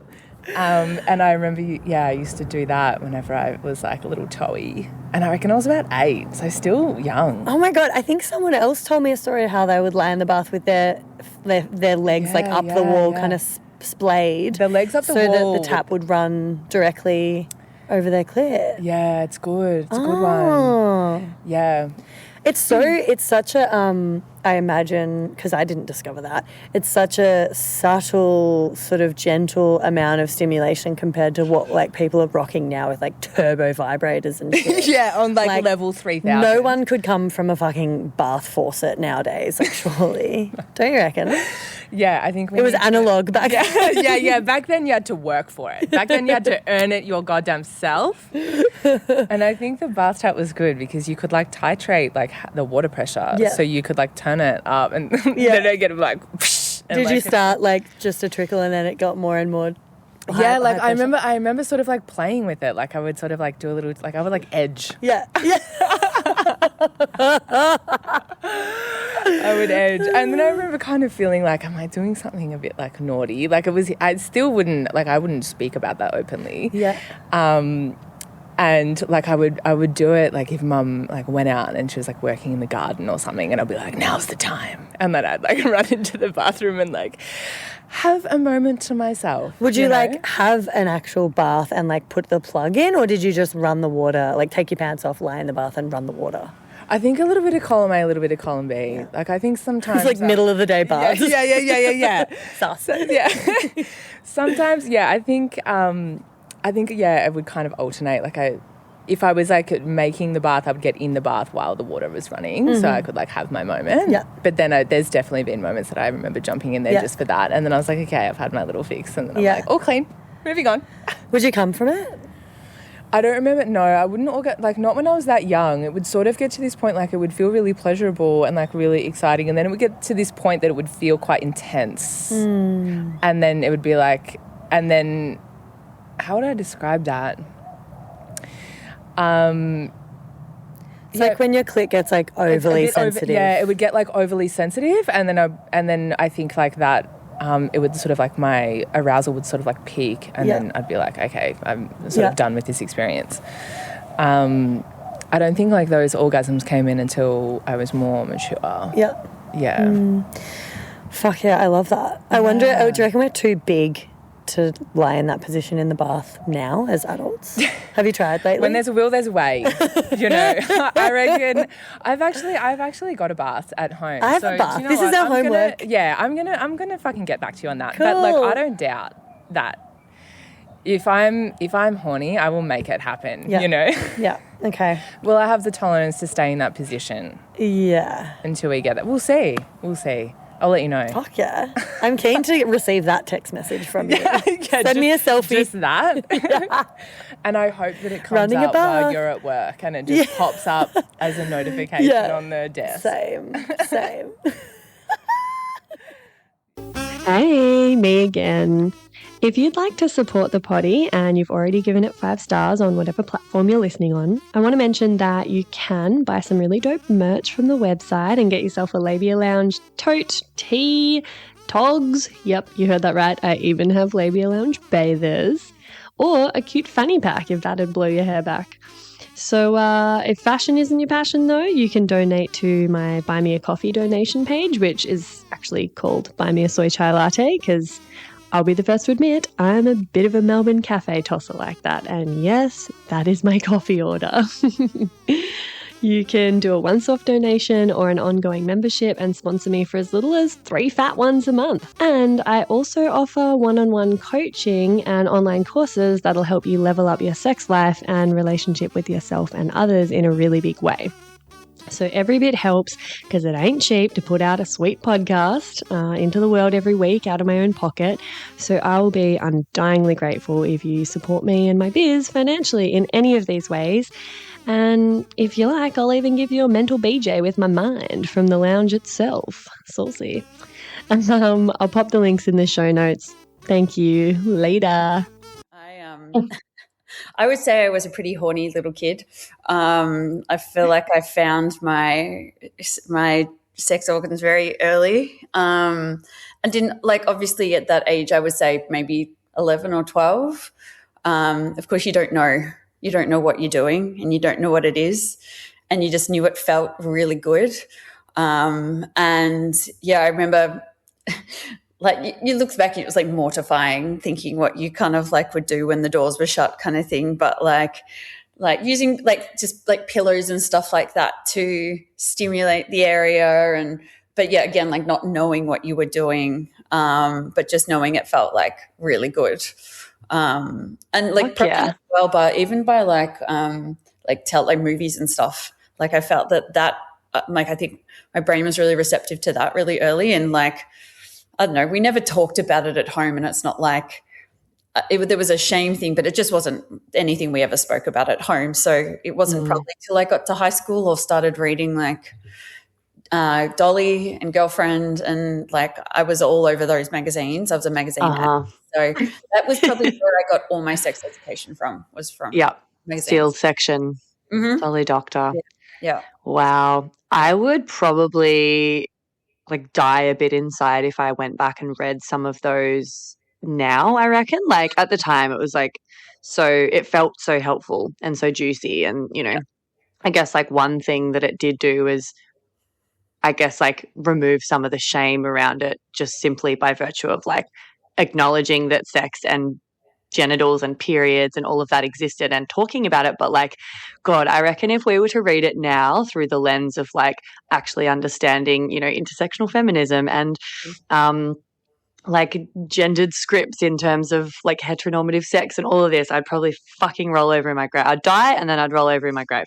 Yeah. And I think one of the biggest things for me thinking back about it is how much you were just taught about how to please a guy. And it was never about what you should be expected. It wasn't a reciprocal thing that we got taught. The narrative was obviously very one-sided in that way. So,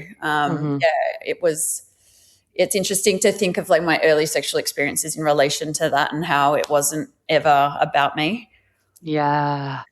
God, at least you found pleasure on your own in your bedroom though, you know, like, it's actually so strange. And it's weird because I don't think I've even spoken about it on this.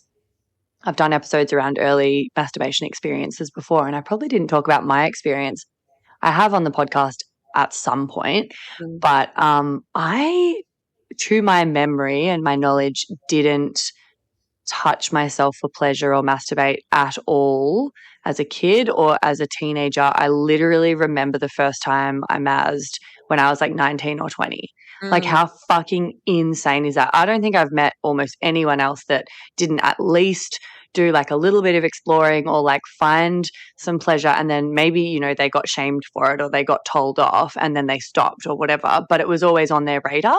I don't remember it even being on my radar. I just remember like having a lot of like weirdness and awkwardness and shame around genitals, and it wouldn't have really even occurred to me to touch them, and I didn't know that there was pleasure available, you know, until I had a boyfriend, and then I experienced pleasure with him, which is just so not how it happens for most people. Like, that's actually crazy. It's interesting, isn't it? And like, even speaking about it, like, I think even like masturbation is not even something I don't ever remember discussing with my friends at school or anything like that. It wasn't that I was like hiding it, but it was just something I kind of did without thinking too much about it, I guess. Yeah. And I guess it's always been, it's at least I've had that. Totally. Like, foundation. Yeah, for sure. Yeah, because, you know, someone like me who didn't really – oh, sorry, what was that? Oh, sorry, I was just saying it's definitely informed how I show up now. Yeah.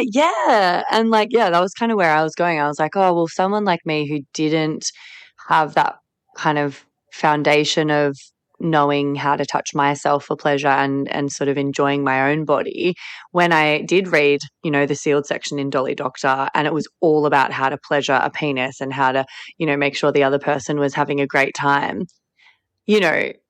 And then I had a boyfriend who, like, it just sort of didn't really set me up for success and for many orgasms. No, it didn't set up any of us for success. No. When you were saying that you used to, like, you think back to what you did in your bedroom when you were younger and you were mortified, like, do you have any, like, particular objects or things that you figured out felt good? Oh, the pillow. Definitely, like, even like, God. It's not mortifying, no? Wrapping it to myself, you know, like, so that, you know. What? Strapped it to yourself? Like, as in kind of, so it was tighter on me, you know. Yeah. Firmer. Yeah, with like what, a belt or a scarf or something? Oh, I think it must have been the scarf or something like that. Like, one of the threads that was coming up in a lot of conversations I had at PBD, especially with women, was around like women empowering other women and like really having each other's back. And like, we knew each other and got introduced because my first guest on the Labia Lounge, your friend, was like, oh my God, you've got to meet my friend. She studies sexology, I love Claire. Yeah. I love Claire. Shout out to her. She's just an incredible woman, I think. And this weekend, especially when like I met you, felt really special because it was just this reminder of, I just was so grateful. I was so grateful for her friendship and for all of the women in my inner circle have that trait, and I've hand selected them because of that. And that trait is, they're all hype girlies. Yeah, we need it. We need hype girlies. Yeah. And I just feel like it's so important, especially when I think society often teaches girls from really young age to be the opposite. It's all about competing, whether it's for male attention or validation. You're competing against each other, and there's this sense of, I guess, like scarcity for success, that like if I see someone else, if I see another woman doing something impressive who's intelligent or talented in some way, that I then will internalize that and maybe feel inferior. And then instead of sort of addressing that insecurity as something that's within me, I just often, like, people project that outwards to then be like, I'm going to feel so jealous that I then can't celebrate the success of other people. And that's like at the mild end of the scale. Like, some people just try to tear other women down. And then you can actively like pull people down. And there's this like, that tall poppy syndrome. Which is just, it's really harmful. Yeah. It's really harmful. And I think to when you realize like that you can like heal your little sister wound from that, and then you can realize that like actually like women, we're supposed to support each other and we're actually really innately good at that. Yeah. Don't let the patriarchy take that away from you.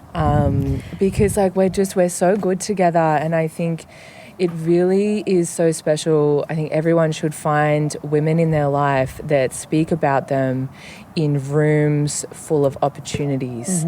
And this is coming back to the impact of like women supporting women, and like being able to like speak out loud and like celebrate the success of your friends, and to look out for opportunities for them as well, and it's like let's build each other up and then see what happens. We can all stand on the mountaintop together, and it just feels so much better when we do.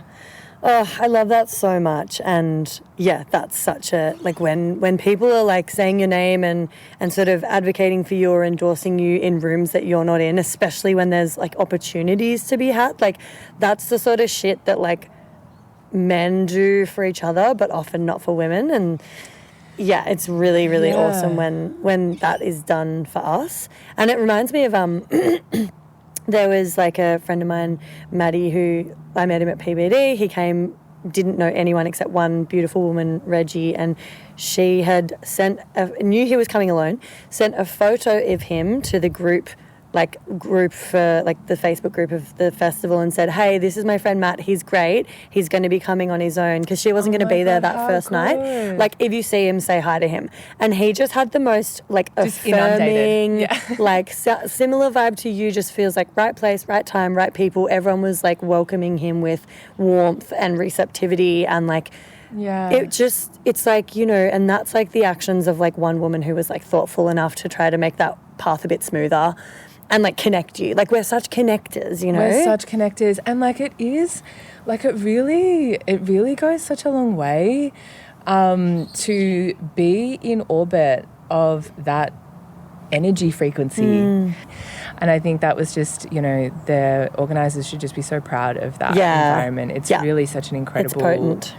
It's such an incredible space. I felt like so like privileged to be able to join in. Totally. Yeah. Agreed.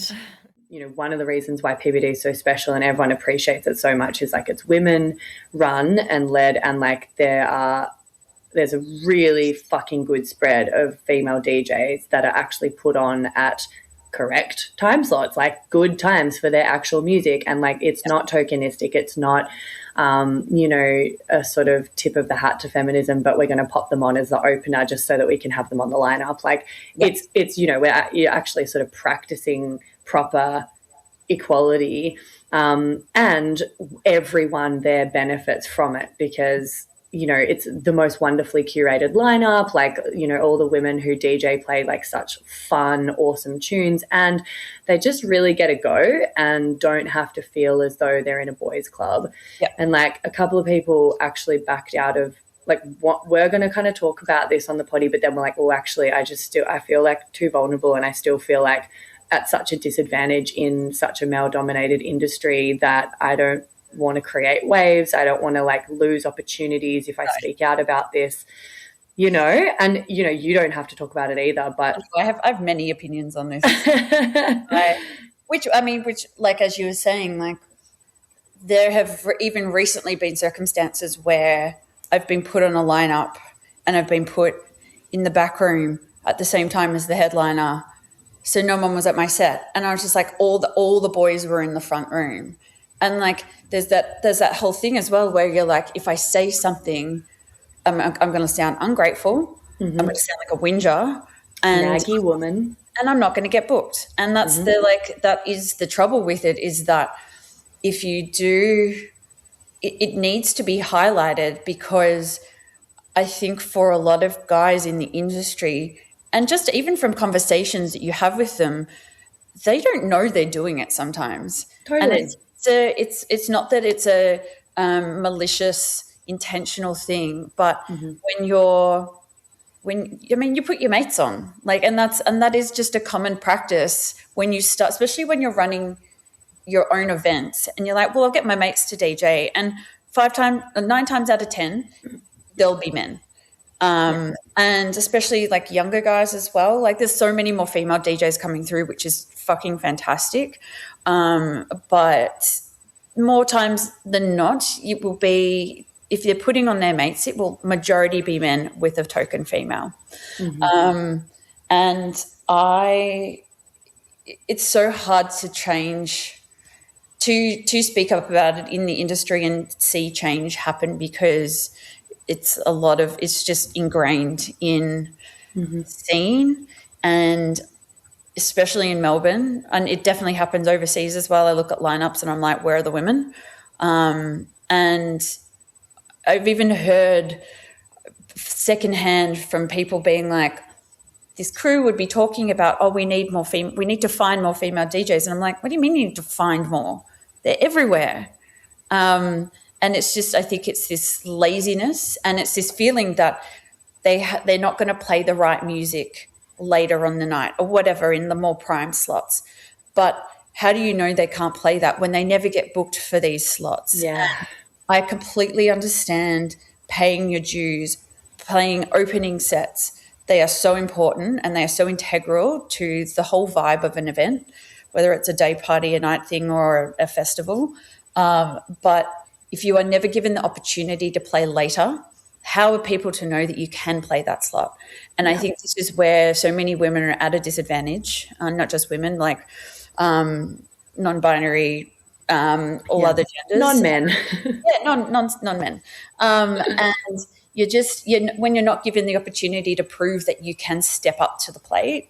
Yeah. And I understand like wanting to lean on strong, well-known names to sell tickets, but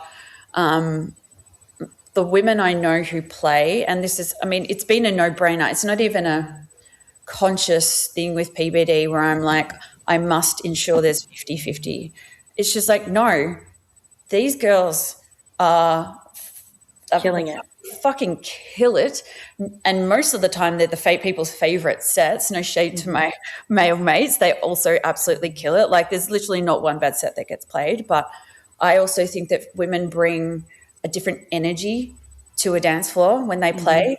There's this really embodied sacral energy that you feel it and you want to move your hips and you want to get down and dirty, and that's the sort of music I like to play, because I feel in a lot of spaces music's really cerebral and you are up in your head, especially with a lot of like techno and that sort of thing, where you're not dropping into your body. And I think that when you are in that space, that actually really changes the vibration on the dance floor and it allows people to connect with each other better. You're not in your own little space being with the music. You are connecting with those around you to embody that journey and that experience. And I think that's what sets a lot of events apart, when you have that stronger feminine energy. Men can bring that energy as well, absolutely. But I just think when there's women on a dance floor, like it's just people walk out feeling far more heart opened and like they went through a really emotional experience. Yep, fuck yeah. I got goosebumps as you were talking, because I totally agree, and like I sense that, I feel that. And it's why it's so heartbreaking that, you know, every woman who DJs that I've spoken to has had a very similar experience to like the tiny little time that I dipped my toe into DJing, and it just felt like a total boys club. It felt like to take up space, to kind of, like not be riddled with imposter syndrome or being apologetic for absolutely everything was like taking so much energy, it almost wasn't even worth it for me to pursue it.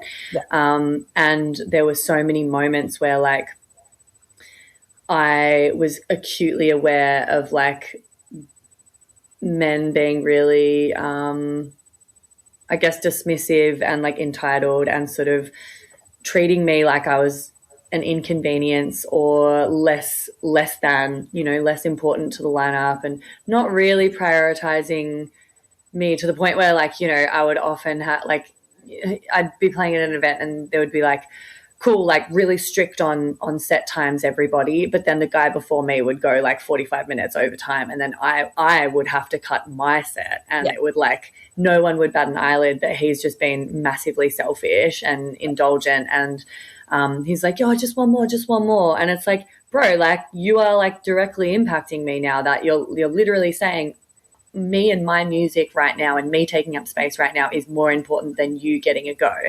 You know, like there was so much kind of invisible, subtle, energetic and overt like bias and sexism, and like, you know, this like gender bias, but even more specifically, like in this space, like you were saying, like people hire their friends. Affinity bias plays out in such real ways. When people have an affinity for other people that are similar to them, they feel automatically more endeared to them and more likely to, you know, give them opportunities, promote them, all of that. So I kind of experienced that a lot when I tried to dip my toe into DJing, and it was so like crippling and off-putting because I'm already up against so much conditioning around, you know, not taking up space, not asserting myself, being kind of apologetic for being inconvenient or having needs or ambition.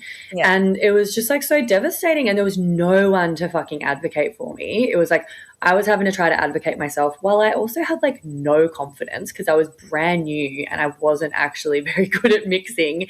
Like I knew my tunes fucking slapped, but like it was just so disheartening. And so I was kind of like chatting to some people at PBD about how their journey has been with like getting into DJing as a woman, and, you know, heard a couple of things where like PBD was kind of the antidote to all of that gender bias and boys club stuff for them, and actually gave them an opportunity, gave them the confidence, gave them a safe space. And even more specifically, like, you know, you like I heard from a couple of people who will remain anonymous that like there were moments that meant so much to them where like they were playing like somewhere, you know, in Melbourne, and you were, and maybe they were in the fucking back room, right, when the headliner was on, and you were right up front just at their set from start to finish, giving them heaps, fucking physically being there to lend tangible support. And it's like women hold other women, like we have each other's backs. We actually fucking, we know what a big deal that is and how much that can mean. And it's about showing up, you know, like it doesn't take people, and I understand that people's time and energy is really precious, but as somebody who's been on the flip side of that, when people show up to your sets, especially if it's in an inconvenient place at an inconvenient time, like it means so much because you are sharing, as you said, a very vulnerable, very intimate part of yourself. It is a performance still, and it's like it's scary to get up there. Totally. So that's really nice to know that people feel that way, especially at PBD, because that's all I would want is for people to feel like that they can express themselves in whatever way possible without judgment, and be able to like maybe dip their toes into something they've never had an opportunity to or never had a platform to. So it's such a beautiful community now that now holds reverence for that. So it's so beautiful. It's like it's really when you kind of plan is like I always try, if I've got friends playing, I'll be right up there, just even if not a single person is dancing on the dance floor, I'll be fucking throwing down. And that's kind of like a little everyday form of activism for me. Like if it's a woman DJing especially, you know, that's like one thing I can absolutely do to support them in a really tangible way, and just want to see more of that. And that's what I love about the PBD community. And, you know, you've obviously like really intentionally cultivated and curated that. It's really fucking special. Thank you.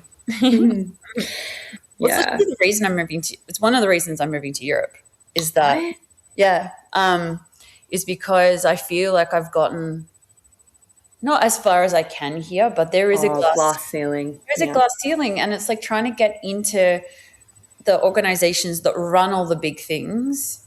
It's just like it feels impossible at this point, and it is a cliquey, tight knit community that don't allow many new people to step in. Wow. Especially if they haven't been doing it for like the last 20 years. So Yeah. And especially if they're a woman. Yeah. Unless they've got an open slot for a token woman, you know. Yeah. Yeah, hectic. Alrighty. That's your lot for today. If you've stuck with us this long, thank you so much. I hope you enjoyed all of these beautiful contributions from the wonderful party goers at PBD. And stay tuned for the next installment, which is all about people shitting themselves. There's a pretty funny story in there. Well, funny is maybe not the right word, but there is a story in there from me as well. So thanks for tuning in. And that's it, darling hearts. Thanks for stopping by the Labia Lounge. Your bum groove in the couch will be right where you left it, just waiting for you to sink back in for some more double L action next time. If you'd be a dear and subscribe, share this episode, or leave a review on iTunes, then you can pat yourself on the snatch, because that's a downright act of sex-positive feminist activism, and you'd be supporting my vision to educate, empower, demystify and destigmatize with this here podcast. I'm also always open to feedback, topic ideas that you'd love to hear covered, questions or guest suggestions, so feel free to get in touch via my website or over on Insta. You can also send me in TMI stories to be shared anonymously on the pod. My handle is FreyaGraff_the Labia Lounge, if my account hasn't been deleted for being too sex positive, which, is always a possibility with censorship. But just in case the chronic censorship finally does obliterate my social channels, I'd highly recommend going and joining my mailing list and snagging yourself some fun freebies for the trouble at www.freyagraff.com/freebies. Anyway, later, labial legends. See you next time.